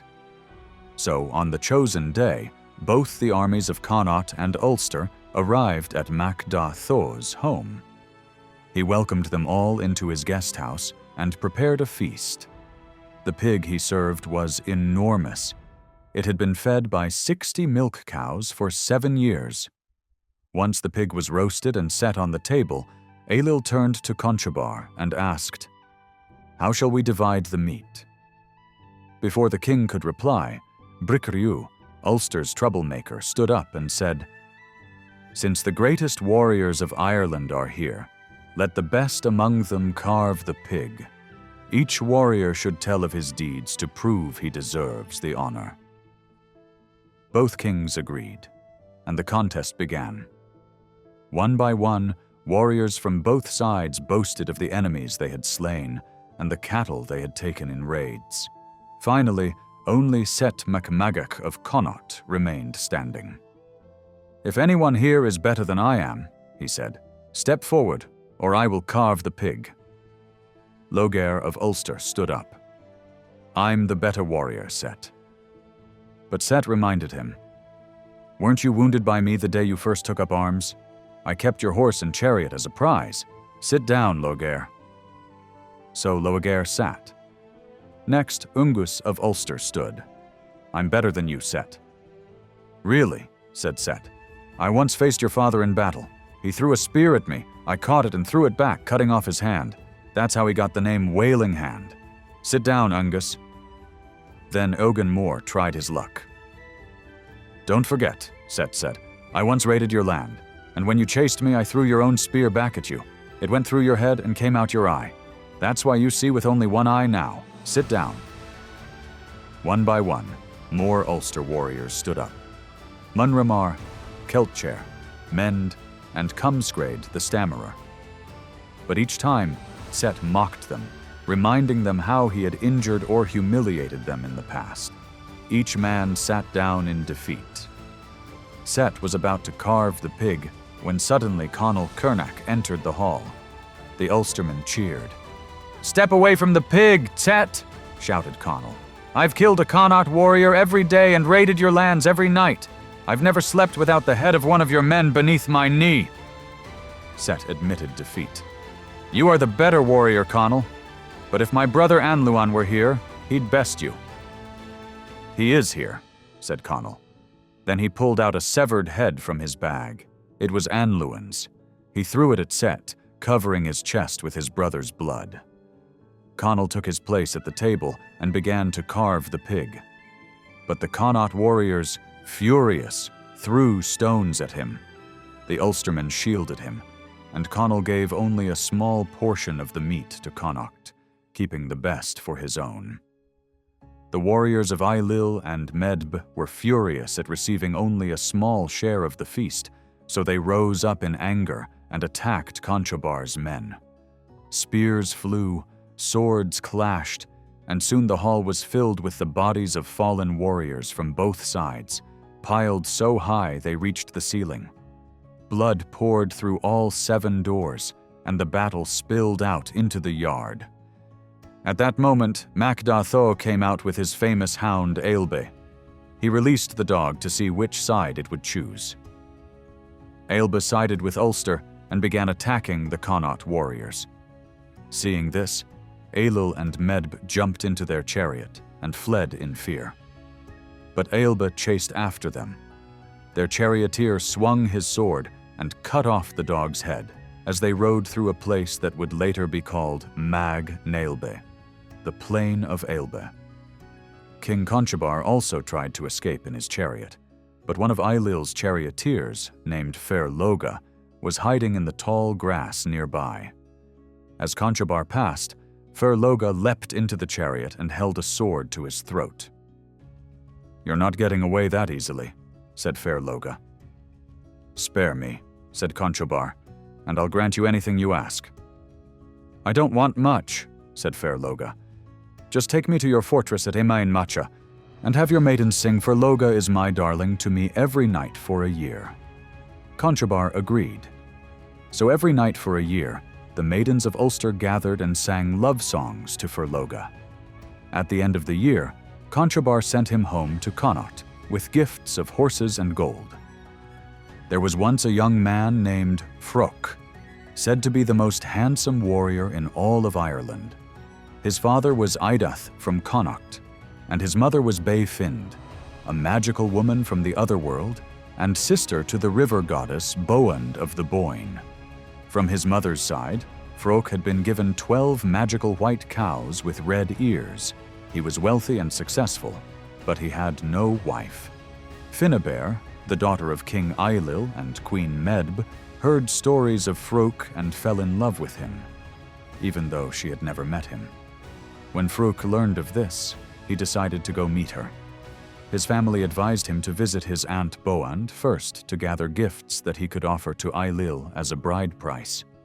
Froch went to Boand and returned with many luxurious gifts: 50 blue cloaks with golden embroidery, 50 silver shields with golden rims, 50 golden decorated candles, 50 spear tips encrusted with gems that glowed in the dark, 50 gray horses with golden bridles, 7 hounds on silver chains, bronze shoes, 7 horn players with golden hair, 3 jesters with silver shields, and 3 harpists dressed like royalty. Froich and his group arrived at Cú Chulainn, the royal home of Ailill and Medb, and were warmly welcomed. So many people came to see them that 16 were crushed in the crowd. They were given a place in the guest house and treated to a feast. When Froich's harpists played, their music was so sorrowful that 12 people died weeping. Froich stayed at Cú Chulainn for a week, hunting daily with the king and queen. Still, Froich grew restless. He hadn't yet spoken to Fianna. One morning, he went to bathe in the river, hoping to see her. Soon, Fianna and her maid arrived. Froich approached her and gently took her hand. "Please stay and talk," he said. "I came to Cú Chulainn for you." "You are very welcome here, Froich," she answered. "Will you come away with me?" he asked. "I can't," she said. "I am the daughter of a king. I cannot run off with a man, but take this ring, my father gave it to me. Keep it as a sign of my love. I'll say I lost it." They parted ways. Later that day, Ailill spoke to Medb. "I'm worried our daughter might try to run away with Froch." "It might not be such a bad match," Medb replied. "He would bring plenty of cattle and could join us in our campaign against Ulster." Just then, Froch entered the room. "May I speak with you?" he asked. "Will you allow me to marry your daughter?" "I will," said Ailill, "if you pay the bride price." "I'm happy to do so," said Froich. "Then this is the price," Ailill said. 60 gray horses with golden bridles, 12 milking cows, each with a white calf with red ears, and your entire company must come with us to fight Ulster." Froch was shocked. "I swear by my sword and shield," he said angrily. "I wouldn't pay that much even for Queen Medb herself."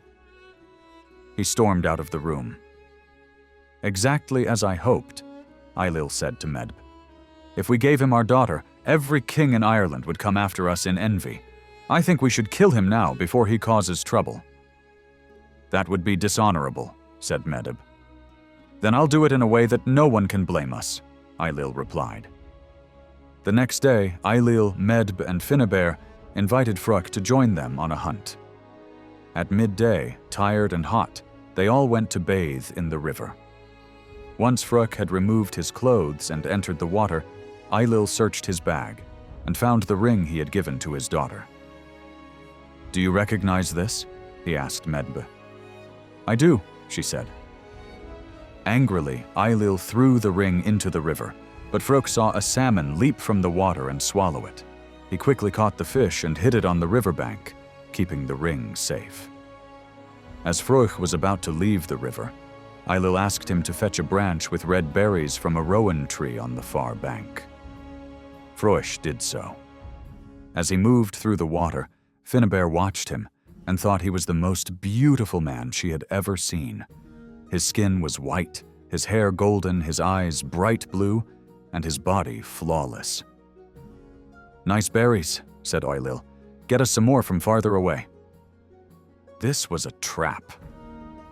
Fruch walked into the deep part of the river where a monster lived. The creature grabbed him. "Someone bring me a sword!" Fruch cried, but no one dared to help, fearing Ailill and Medb. Then Fianna took off her outer garments and leapt into the water, sword in hand. Ailill threw a 5-pointed spear at her, which tore her inner clothes. Fruch caught the spear and threw it back, cutting through Ailill's shirt. Fianna handed him the sword, and after a fierce struggle, Fruch killed the monster by cutting off its head.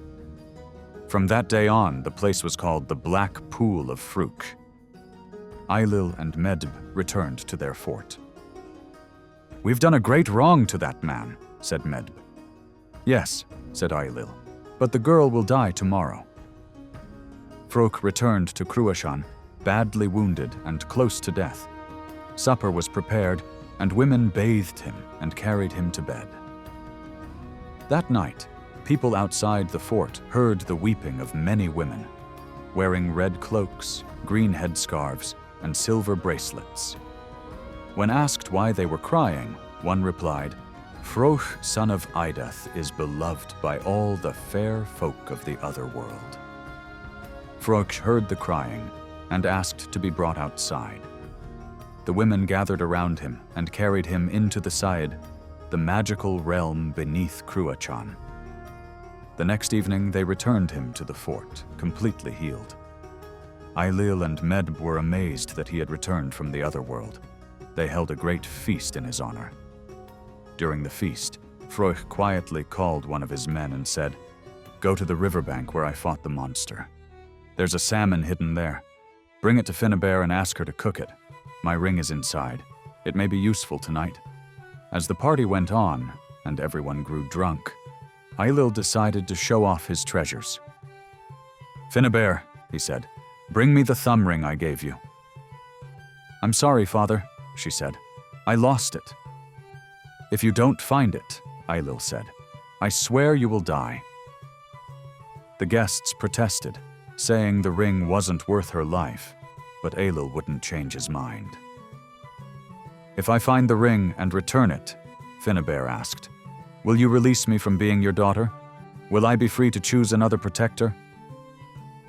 "If you bring me that ring," Ailill said, "you can run off with the stable boy for all I care." Then she had her maid bring in the salmon on a platter. The ring was placed on top. Ailill and Medb stared in amazement. Fianna stood and declared, "You promised I could choose my own husband. I choose Fruch. There is no man I love more." "So be it," said Ailill. "When you return with the cattle you promised, Fruch, you may marry her." "I will," Fruch replied. The next morning, Fruch and his men left for the east to get his cattle. But while traveling, he received terrible news. His cattle and family had been stolen. That night, his mother came to him from the Cid. "Outlaws have taken your cattle and family far away, beyond the Alps. They may be lost forever." "No," said Fruch. "I swore I would bring those cattle, and I will." So he set off with 27 men, along with a falcon and a hound. While passing through Ulster, he met the warrior Cumhaill and told him what happened. That's a tough task, said Cumhaill. Then help me, said Fruch. I will, Cumhaill agreed. They crossed the sea to Britain, then traveled through France and eventually reached the Alps. One day, they saw a small woman herding sheep. Who are you? Fruch asked. I'm part Irish, she said. I'll help you. The men here are dangerous warriors who steal whatever they want. I've heard they have your cattle, and the woman who tends them is from Ulster. Talk to her. Maybe she can help. But be careful. A terrible serpent guards those cattle now. Fruch and Cumhaill secretly found the cowherd. When she learned Cumhaill was from Ulster, she was overjoyed. It had been foretold that he would destroy the bandits' fortress. I have to go now to milk the cows, she said, but I'll leave the door open tonight. Once everyone is asleep, sneak in and kill the serpent, if you can. Many have died trying. That night, Fruch and Cumhaill crept into the fortress. When they found the serpent, it leapt into Cumhall's bag. They killed the bandits, rescued Fruch's cattle and family, and burned the fortress to the ground. Then Cumhaill released the serpent, and it left without harming him. Fruch and his men drove the cattle all the way back across Europe to Ireland. He said goodbye to Cumhaill and returned to Cú Chulainn, ready to join Ailill and Medb on their great raid against Ulster. There was once a famous king of all Ireland named Eochaid Feidlich. One day, as he passed by a gathering place called Brí Leith, he saw a beautiful young woman standing beside a well. Her hair shone like red gold, and she wore a green silk cloak embroidered with gold, fastened with clasps of silver and gold. She loosened her hair to wash it, and Eochaid couldn't take his eyes off her. Her skin was pale, her hands white as snow, her teeth like pearls, her eyes like flowers, and her lips red like berries. She moved with the grace of a queen, and to Eochaid, she was the most beautiful woman in the world. Desiring her, Eochaid asked if she would lie with him. That's why I came, she said. I am Etain, daughter of Etar, king of the Otherworld's horsemen. I was born in the Ced, fairy world, 20 years ago. Many nobles have asked for my hand, but since I could speak, I've loved only you. I'll never be with another woman, Eochaid said. You'll be my wife forever. You must pay the proper bride price, she replied. Then I'll be yours. You'll have it, he promised.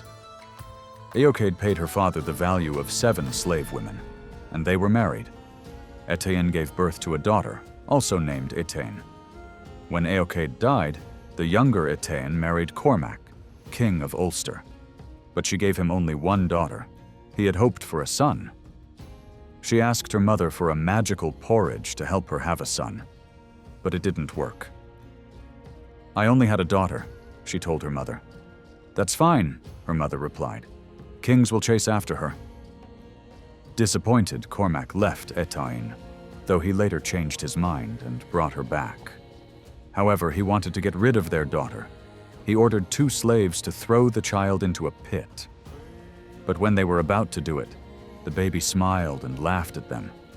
The slaves couldn't bring themselves to kill her, so they secretly took her to a king named Etersel, who raised her as his own. Etersel built a hut with no door and surrounded it with a fence, so no one could see the girl. Only a skylight in the roof let in light.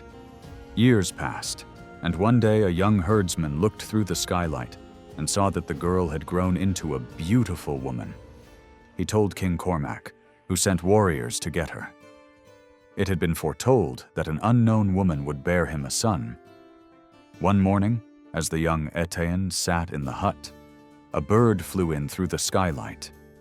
It dropped its feathers and turned into a shining young man. The king's men are coming, he said. They will destroy this hut and take you away. But before that, you will bear my child.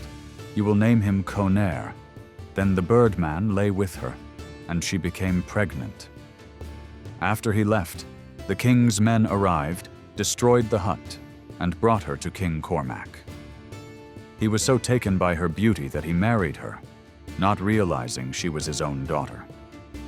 9 months later, she gave birth to a boy and named him Conair. Conair was raised with 3 foster brothers, Ferle, Fergar, and Fer-Rogan. He had special powers, keen hearing, sharp eyesight, and great judgment, and taught one of these skills to each foster brother. They shared everything, and even had horses of the same color. Later, when King Etersel died, a traditional bull feast was held to choose the next king. A bull was killed and cooked, and one chosen man would drink its broth and sleep under a spell. He would dream of the next king, but if he lied about what he saw, he would die. The man who slept that night dreamed of a naked man walking the road to Tara with a sling and a stone. At the same time, Conair was hunting near the river Liffey with his foster brothers. He left them and went toward Dublin, where he saw a group of large, beautiful, white-speckled birds. He chased them all the way to the sea. As he aimed his sling, the birds suddenly shed their feathers and turned into warriors. One of them stepped forward to protect him. "I am Nemglan, king of your father's birds," he said. "You must go now to Tara. A bull feast was held last night, and the prophecy said the new king would be a naked man with a sling and a stone. That man is you." Nemglan then warned Conair of the rules he must follow as king. "Your reign will be noble," he said, "but there are 9 taboos, Jessa, you must never break. The first is this: never harm a bird. Never throw stones at birds because we are your kin." The bird king Nemglan warned Conair of the sacred rules, called Jessa, he must never break. He must never walk to the right, clockwise like the sun, around the hill of Tara, or to the left around the plain of Brega, between the Liffey and Boyne rivers. He must not hunt the strange wild beasts of Cerna. He must never be away from Tara for more than 9 nights. He must not stay overnight in a house where firelight is visible from outside. He must never let 3 red-clad men enter a red man's house before him. He must not allow raids to happen in his kingdom. He must not welcome a lone man or woman after sunset. He must never interfere in a quarrel between his slaves. After giving this warning, Nemglan and his bird companions disappeared. Conair then took off his clothes and approached Tara, just as the prophecy had said a naked man would become king. Nobles were waiting with royal clothes, and they dressed him and brought him to Tara in a chariot. But the people weren't happy. "We expected a mighty king," they said, "not a boy." "I may be young," Conair replied, "but I am generous and of noble blood." So they accepted him as king. Under Conair's rule, Ireland prospered. Trade flourished, the rivers were full of fish, pigs ate acorns up to a man's knees, the weather was good, and no one committed murder. But Conair's foster brothers weren't pleased. They were criminals, used to raiding and stealing. Each year they robbed the same farmer and beat him, just to see if Conair would punish them. But the king never listened to the poor man's complaints. Feeling bold, the brothers began raiding openly with a band of 150 men. Eventually, they were caught by the people of Connaught and brought before Conair for justice. "Let each man's father execute his son," the king said, "but my foster brothers will be spared. I banish them from Ireland. If they want to raid, let them do it in Britain." This angered many, but the foster brothers left and went to Britain. There, they gathered other criminals and exiles, including the one-eyed Cumhaill, son of a British king, and the sons of Queen Medb, all named Maine.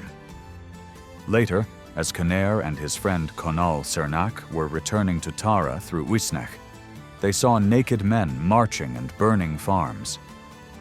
"What's happening?" Conair asked. "The king's laws are broken," the people said. "Ireland is falling into chaos." Conair fled in panic. On his way, he unknowingly broke several Gessa.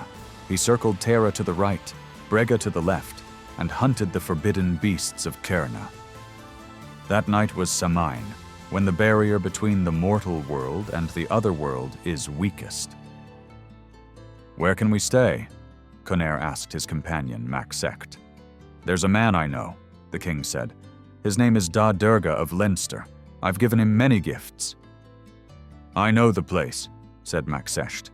"It's a large house with 7 doorways and rooms between each." As they traveled toward the hostel, they saw 3 horsemen ahead.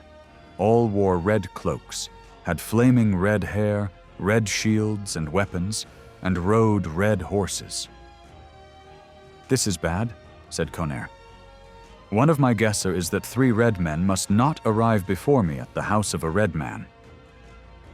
Conaire sent his son, Le Fer Flaith, to stop them by offering gifts. But no matter how fast he rode, he couldn't catch them. He shouted, but they only rode faster, singing, "We ride the horses of the other world. Though once alive, we are now dead. Death is coming." Then they vanished. Conaire was deeply troubled. "All my forbidden fates are catching up with me tonight." Still, he and his companions rode on. On the road, they met a strange man with black hair, 1 hand, 1 eye, and 1 foot, carrying a squealing pig on his back. Behind him walked a dreadful woman with a huge mouth. "Welcome, King Conaire," said the man. "We have long awaited you." "Who are you?" Conaire asked. "I am Ferchai, the man of the woods. This is my wife, Tishwil. I've brought you a pig so you won't go hungry." "I appreciate it," said the king, "but I must keep moving." "No matter," Ferchai replied. "We'll follow you to your destination." At that very moment, Conaire's foster brothers returned from overseas, bringing with them a vast force of raiders. They landed near the Hill of Hoth, right beside Da Durga's hostel, just as Conaire arrived. "Welcome, Conaire," said Da Durga. "I would welcome you even if you brought all of Ireland with you to feast." The king entered and sat in the place of honor, joined by the 3 mysterious red riders and Ferchai, still carrying his pig. As the guests sat at the feast, a lone woman came to the door of the hostel after sunset. She wore a heavy gray wool cloak and had long dark hair. She leaned on the doorpost, standing on 1 foot with 1 hand raised, and looked intensely at King Conaire and his men. "Who are you?" Conaire asked, nervous. "Some call me Caleb," she said, "but I have many names." "Whoever you are," said Conaire, "if you're a seer, tell us what our future holds." She fixed her gaze on him and chanted, "No living soul will leave this place tonight. Only what birds carry off in their claws." "What do you want from me?" asked the king. "A seat at your feast," she replied. "I have a sacred rule," said Conaire. "I cannot let a lone person in after sunset. You can't enter." "Then the king's hospitality is gone," she said coldly. "Wait," said Conaire. "Even if it means my doom, you may come in." While the feast continued, Conaire's foster brothers and the raiders arrived outside the hostel. Their leader was Ingshel, the one-eyed son of the King of Britain.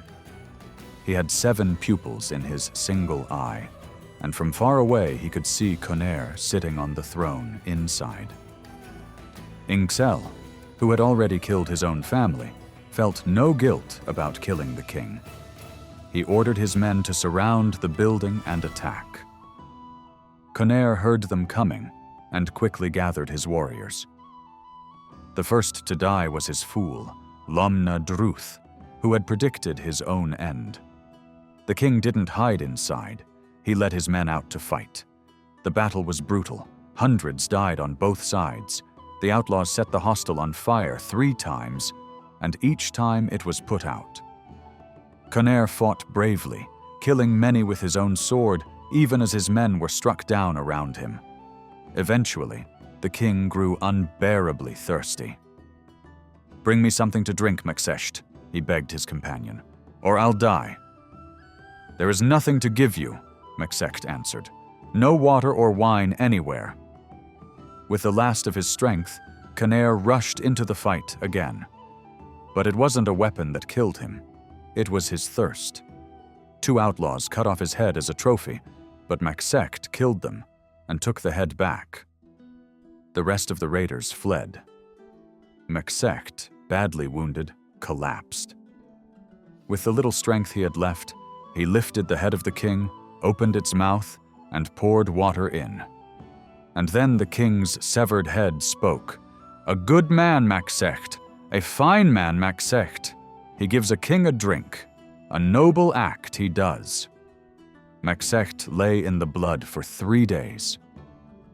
On the 3rd day, a woman passed by. He called to her.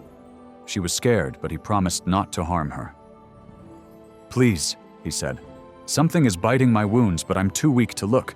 Tell me what it is." "It's a wolf," she said. Then she grabbed it by the tail and pulled it off him. "I swear," MacSect said, "it felt no bigger than an ant." Then he grabbed the wolf by the throat and smashed its head with a single blow. After that, he carried Cynnair's body and head back to Tara so he could be buried like a king. Meanwhile, Cumhaill Cernach had escaped from the burning hostel with 50 wounds in his shield arm. He limped home to his father. "Do you bring news of the king?" the old man asked. "He is dead," Cumhaill said. "Then you are a coward for leaving him," his father scolded. "Look at my arm," said Cumhaill. "It's barely holding together. I fought with everything I had." "Yes," said his father, looking at the torn limb. "That arm did fight." "It did," said Cumhaill, "and I survived. But many men received death from this arm before Da Derga's hostel last night. There was once a well-known blacksmith in Ulster named Exet Salach. He had a son named Amergen, who didn't speak a single word for 14 years. During that time, his belly swelled to the size of a small house, and mucus constantly dripped from his nose. His skin was dark and covered in scabs. His toes were crooked, his eyes red and sunken, and his hair rough and spiky. He was so filthy from lying still that piles of his own waste surrounded him. He played on the floor with his favorite foods: boiled curds, sea salt, raw berries, burned grains, garlic, and nuts. One day, Athairn, the chief poet of Ulster, sent his servant Greth to Exet's forge to request an axe. When Greth arrived, he was terrified to see the monstrous figure of Amergen sitting in the house. Only Exet's daughter was there, caring for him. Suddenly, Amergen spoke. "In Nithgreth Groth? Does Greth eat curds?" He said it twice more, then added some poetic-sounding phrases about bushes, garlic, and pine. Greth fled in panic and told Athairn everything. When Exet returned home and heard what his son had said, he knew trouble was coming. A boy who speaks such poetry after 14 years of silence would be seen as a threat. Athairn would surely want to eliminate him. So Exet made a fake boy out of clay and put it in Amergen's bed. That night, Athairn and Greth came to kill the boy. Believing the clay dummy was Amergen, Athairn struck its head with an axe and fled. A cry of alarm followed them. Exet and his men chased Athairn to his fort and captured him. The judges of Ulster ruled that Athairn had to pay compensation worth 7 slave women and Exet's honor price. On top of that, Athairn had to take Amergen as a student and train him in poetry. Eventually, Amergen became the chief poet of Ulster. Now, Bricriu, known as the Poison Tongue of Ulster, decided to host a great feast. He had a magnificent hall built, more beautiful and expensive than any in Ireland. It was decorated with gold and silver, and a royal couch was set up for King Conchobar. Bricriu even made a private room above the hall for himself, knowing the others wouldn't let him sit with them. When everything was ready, Bricriu went to Emain Macha to invite the king and nobles. He arrived on a day when all the warriors were gathered. "People of Ulster," Bricriu announced. "Come enjoy a feast at my new hall." "We will," said King Conchobar, "if my people agree." "No way," shouted Fergus MacRoich. "If we go, Bricriu will cause so much trouble the dead will outnumber the living." "Then I'll cause even more trouble here," warned Bricriu. "Fathers will fight sons, mothers will argue with daughters, and women will bash each other's chests until they fall." "Let's talk about it," said Sencha, the wisest man there. The Ulstermen agreed to go, but only if Bricriu gave hostages as a guarantee of peace. They also assigned 8 swordsmen to throw him out of the hall before the feast started. "I agree to all of it," said Bricriu happily. So the king and his warriors headed to the feast, with the women following behind. But Bricriu couldn't resist starting trouble on the way. He spoke privately to 3 warriors. First, he told Loeger Boisdach, "You're the finest man here. You should take the champion's portion of the meal." "I will," said Loeger, "and I'll fight anyone who stops me." Then Bricriu told Conall Cernach the same thing, and he agreed.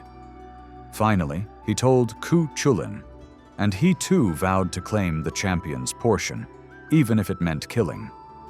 At the hall, everyone sat, one half for Conchobar and his warriors, the other for their wives. Bricriu served a grand feast, then was removed as agreed. But as he left, he shouted, "Have fun! Oh, and don't forget to give the best cut of meat to your greatest hero." That's when the trouble began.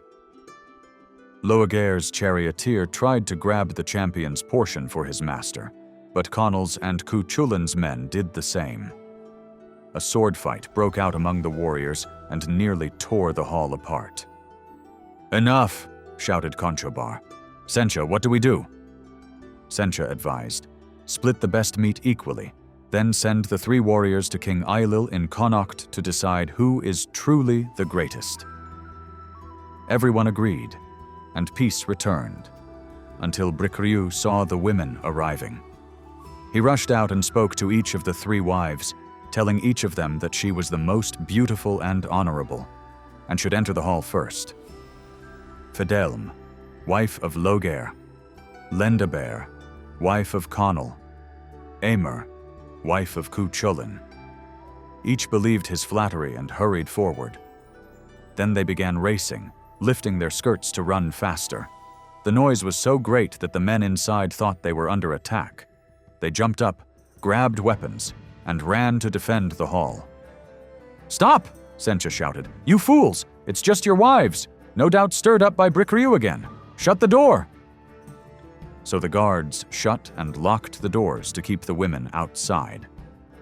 Conchobar then announced that instead of fighting, the women would settle the matter with a contest of words. Each wife took turns explaining why she deserved to enter first.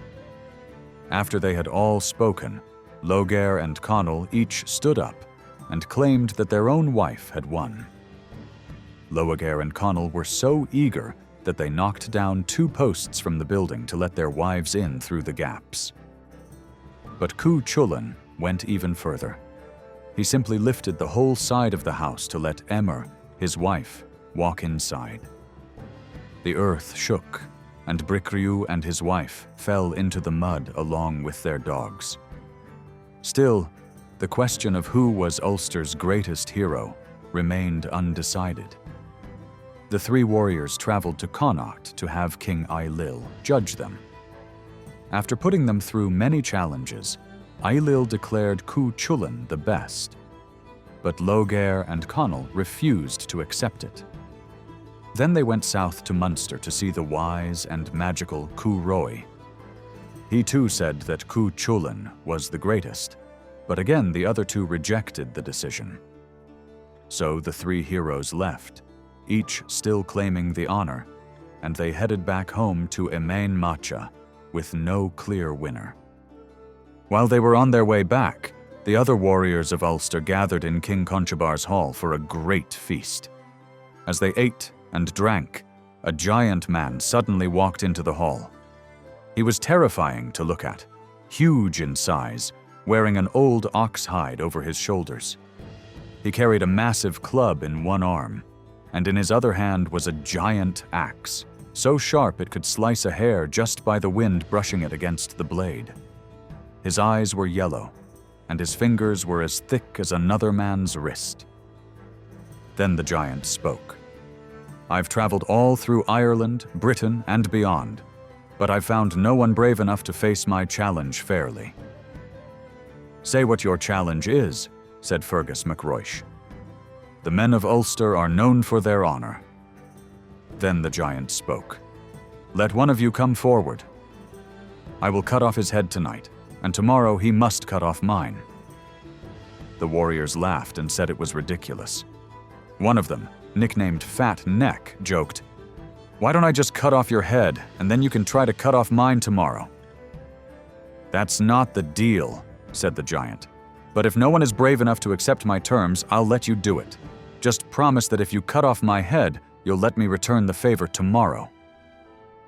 "Fine," said Fat Neck. "I promise." Everyone cheered as Fat Neck took the giant's axe. The giant calmly placed his head on the chopping block, and Fat Neck chopped it off in one powerful swing. But to everyone's shock, the giant stood up, picked up his severed head, and walked silently out of the hall.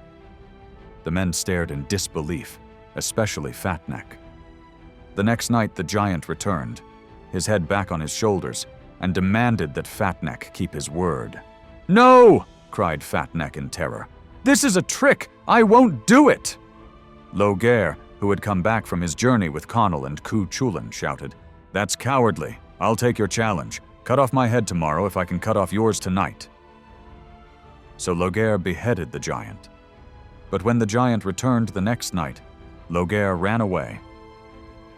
Conall Cernunnos then stepped up and offered the same deal. He cut off the giant's head, but he too disappeared when it was time to keep his word. On the fourth night, the giant returned once again, angry. "You cowards," he yelled. "You fight over who gets the hero's portion of a feast, but you break your word and run away. Even you, Cú Chulainn, are you afraid to die?" Without saying a word, Cú Chulainn stepped forward, grabbed the axe, and cut off the giant's head. As before, the giant rose, picked up his head, and walked away. The next evening, Cú Chulainn came back to fulfill his promise. Everyone in the hall mourned him, thinking he would surely die. Some urged him to escape. "I would rather die," said Cú Chulainn, "than live in dishonor." The giant entered the hall. "Where is Cú Chulainn?" he asked. "I'm here," said the young warrior. "Your voice trembles," the giant said. "Are you afraid?" Without replying, Cú Chulainn lay down and placed his neck on the chopping block. "Stretch out your neck, boy," the giant said. "I want a clean swing." "Why are you playing with me?" said Cú Chulainn. "I've kept my promise. Just do it." The giant raised the axe high up to the rafters, then brought it down, but he turned the blade sideways. Then he laughed, threw off his cloak, and revealed himself as Cú Chulainn, the very man the heroes had gone to earlier for judgment. "Cú Chulainn," he said, "you have more courage and honor than any other warrior in Ireland. You are truly the greatest hero." From that day on, everyone in Ulster agreed. Cú Chulainn would always receive the champion's portion at every feast. When the sons of Cumhaill came from Spain to Ireland, they defeated the magical people known as the Tuatha De Danann. The poet Morrigan divided Ireland between the two groups, giving the land above ground to the sons of Cumhaill and the land below to the Tuatha De. The Tuatha De entered the sacred hills known as the Sid Mounds, but left behind 5 of their people in each province to cause trouble. During the reign of Conchobar, the Tuatha De in Ulster split the province into 3. One part was given to Conchobar, one to the prince Fintan MacNeill, and one to the warrior Cú Chulainn. This arrangement lasted for a year. Then, at the festival of Samhain, Conchobar hosted a grand feast at his palace in Emain Macha. he had 100 vats of ale prepared and invited everyone, including Fionn and Cú Chulainn. Sencha the Wise welcomed them and asked a favor in return for the king's hospitality, that they surrender their portions of Ulster to Conchobar for 1 year. Both agreed and joined the celebration. By the end of the year, Ulster had prospered so much under Conchobar's rule that Fionn and Cú Chulainn decided he should remain king of the whole province. To celebrate, they both planned to host feasts in his honor. However, they accidentally chose the same night for their events and arrived at Emain Macha at the same time to invite Conchobar. Neither would back down out of pride, and a fight nearly broke out until Sencha intervened. "Let's spend the first half of the night at Fionn's feast," he suggested, "and the second half at Cú Chulainn's." Everyone agreed to the plan. Fionn's hall was full of joy, tables loaded with food and drink, music playing, and praise sung throughout the room. Everyone ate and drank deeply, and before long, they were all roaring drunk. At midnight, Cú Chulainn stood and called the company to follow him to his feast. Though unsteady from drink, the warriors and nobles climbed into their chariots and followed him into the night. They drove through hills and valleys, but soon realized they were lost. Snow began to fall heavily, covering all familiar paths and landmarks. "Loeg," said Cú Chulainn to his charioteer, "do you know where we are?" "I don't, my lord," said Loeg, "but I doubt we're still in Ulster." "I think we're in Munster," Cú Chulainn guessed. "We must be near the fort of Temer Luachra, where Cú Chulainn lives. Let's make camp there." That same night, King Ailill and Queen Medb of Connacht had traveled to Munster so Cú Chulainn could foster their new son. By coincidence, they were also feasting at Temer Luachra with nobles from Munster. Two druids on the fort's walls saw the Ulstermen approaching. "Are those birds coming toward us?" one asked. "No," said the other. "Maybe they're deer or cattle." "I'm not sure," replied the first. "They could be men." After a long argument, they went inside and told the guests what they'd seen. "You fools," said Queen Medb. "Those are the Ulstermen. Let's welcome them. This is our chance to destroy them." Cú Chulainn, Conchobar, and the others were greeted warmly and led to the finest house in the fort, a hall made of iron. A fire was lit, and food and drink were brought in. But as the night wore on, Medb's servants quietly slipped out one by one, and then shut the door behind them. The Ulstermen were either drunk or asleep when the door to the hall was sealed shut. 7 iron chains were fastened across it, and 7 heavy stone pillars were set in place to block it. Then, 150 smiths lit a fire around the iron house. They used bellows to fan the flames until they roared high.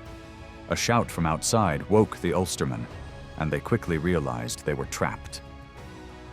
"Cú Chulainn!" shouted Bricriu over the crackling fire. "You've led us into a trap where our enemies can destroy us." The Ulstermen rushed at the door, but it wouldn't move. At last, Cú Chulainn kicked a hole through it with all his strength. But before they could escape, the warriors of Munster charged inside. The Ulstermen, trapped and outnumbered, lifted the edge of the iron house and flipped it over on top of their attackers, crushing 300 men. The battle that followed lasted all through the next day, until Cú Chulainn broke through the enemy lines with the surviving warriors and led them away from Temer Luachra. They retreated to Cú Chulainn's fortress, where they rested and feasted for 40 days, honoring Conchobar as their king. Every year, during the festival of Samain that marked the start of winter, the nobles of Ulster would gather for a 7-day celebration. The feast included food, drink, and entertainment, and each warrior had a chance to boast about the enemies he had defeated.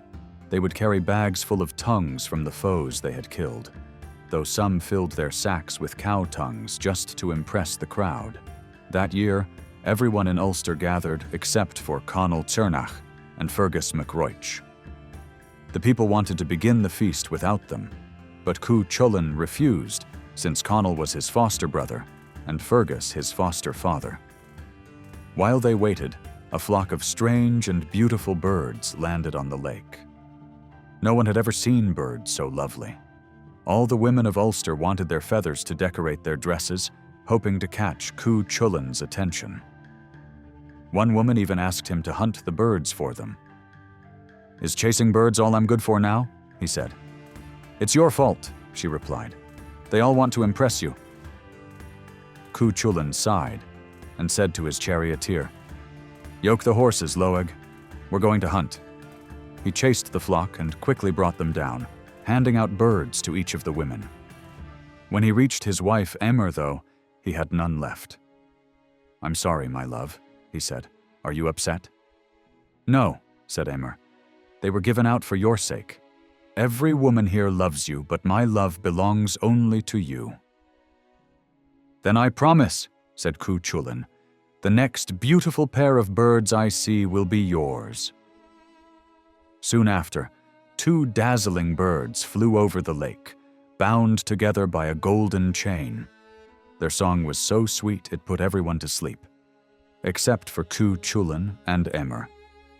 "I'll catch those for you," he said. "No, don't," she warned. "Those birds are not normal, they're magical.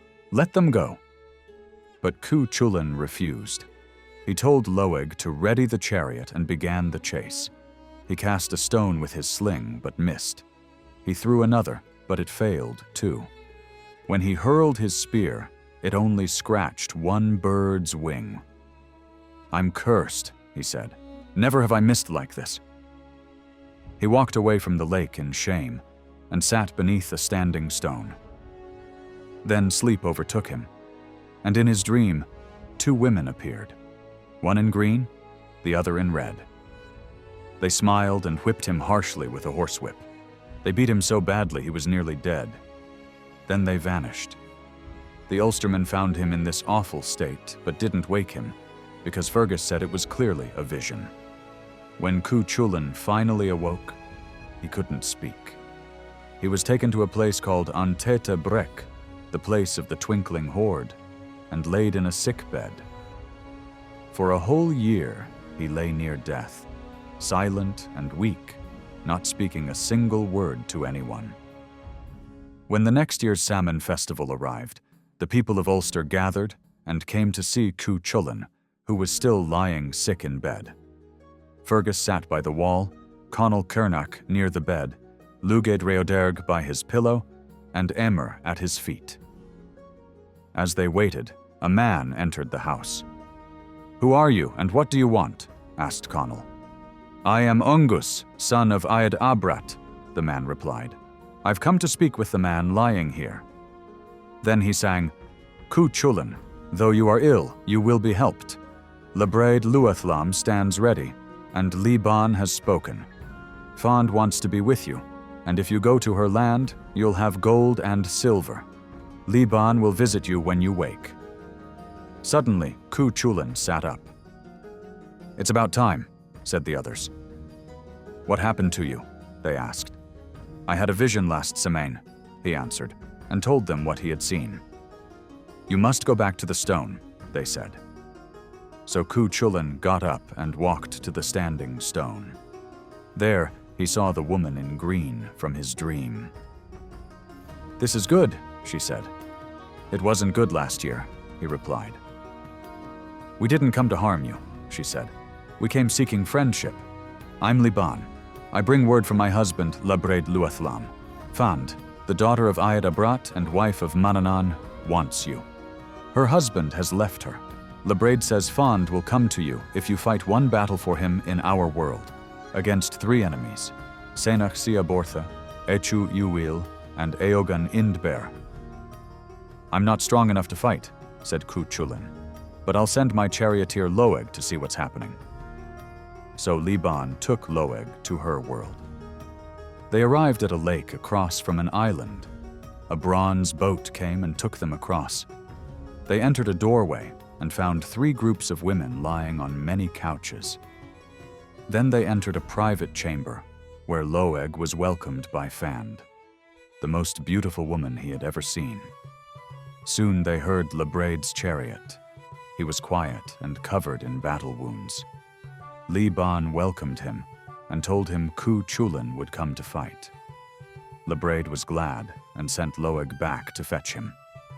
Loeg returned and told everything to Cú Chulainn. Cú Chulainn then sent Loeg to speak to Emer. But Emer was angry that Loeg had not brought back a cure. She went to her husband and scolded him for lying sick from the love of another woman when he could rise and be well. Cú Chulainn sighed and ran his hand over his face. At once, he was healed and rose from bed. He went back to the stone and met Liban again. "Where is Lebraid's home?" he asked. "Come see," she said. "Fand waits, and the battle is today." So Cú Chulainn went with Loeg and Liban to the other world. Lebraid welcomed him and showed him the enemy gathered on the plain, an enormous army. Cú Chulainn joined the battle and destroyed the enemy with great fury. When it was over, he was so overcome by rage that Loeg had him cooled in 3 tubs of cold water. The first boiled, the second steamed, and the third became only warm. Cú Chulainn then stayed with Fand for a month and slept with her. Before he left, he arranged to meet her again in secret. When he returned to Ulster, Emer welcomed him, but she soon discovered the affair. She found out where they planned to meet and went there with 50 women, all carrying sharp knives. Cú Chulainn was resting with Fand after making love when she spoke. "Look behind you. A group of clever, armed women is coming. Your wife Emer leads them." "Don't worry," he said. "I'll speak to her." He got up and went to Emer. "My love," he said, "put down your weapons.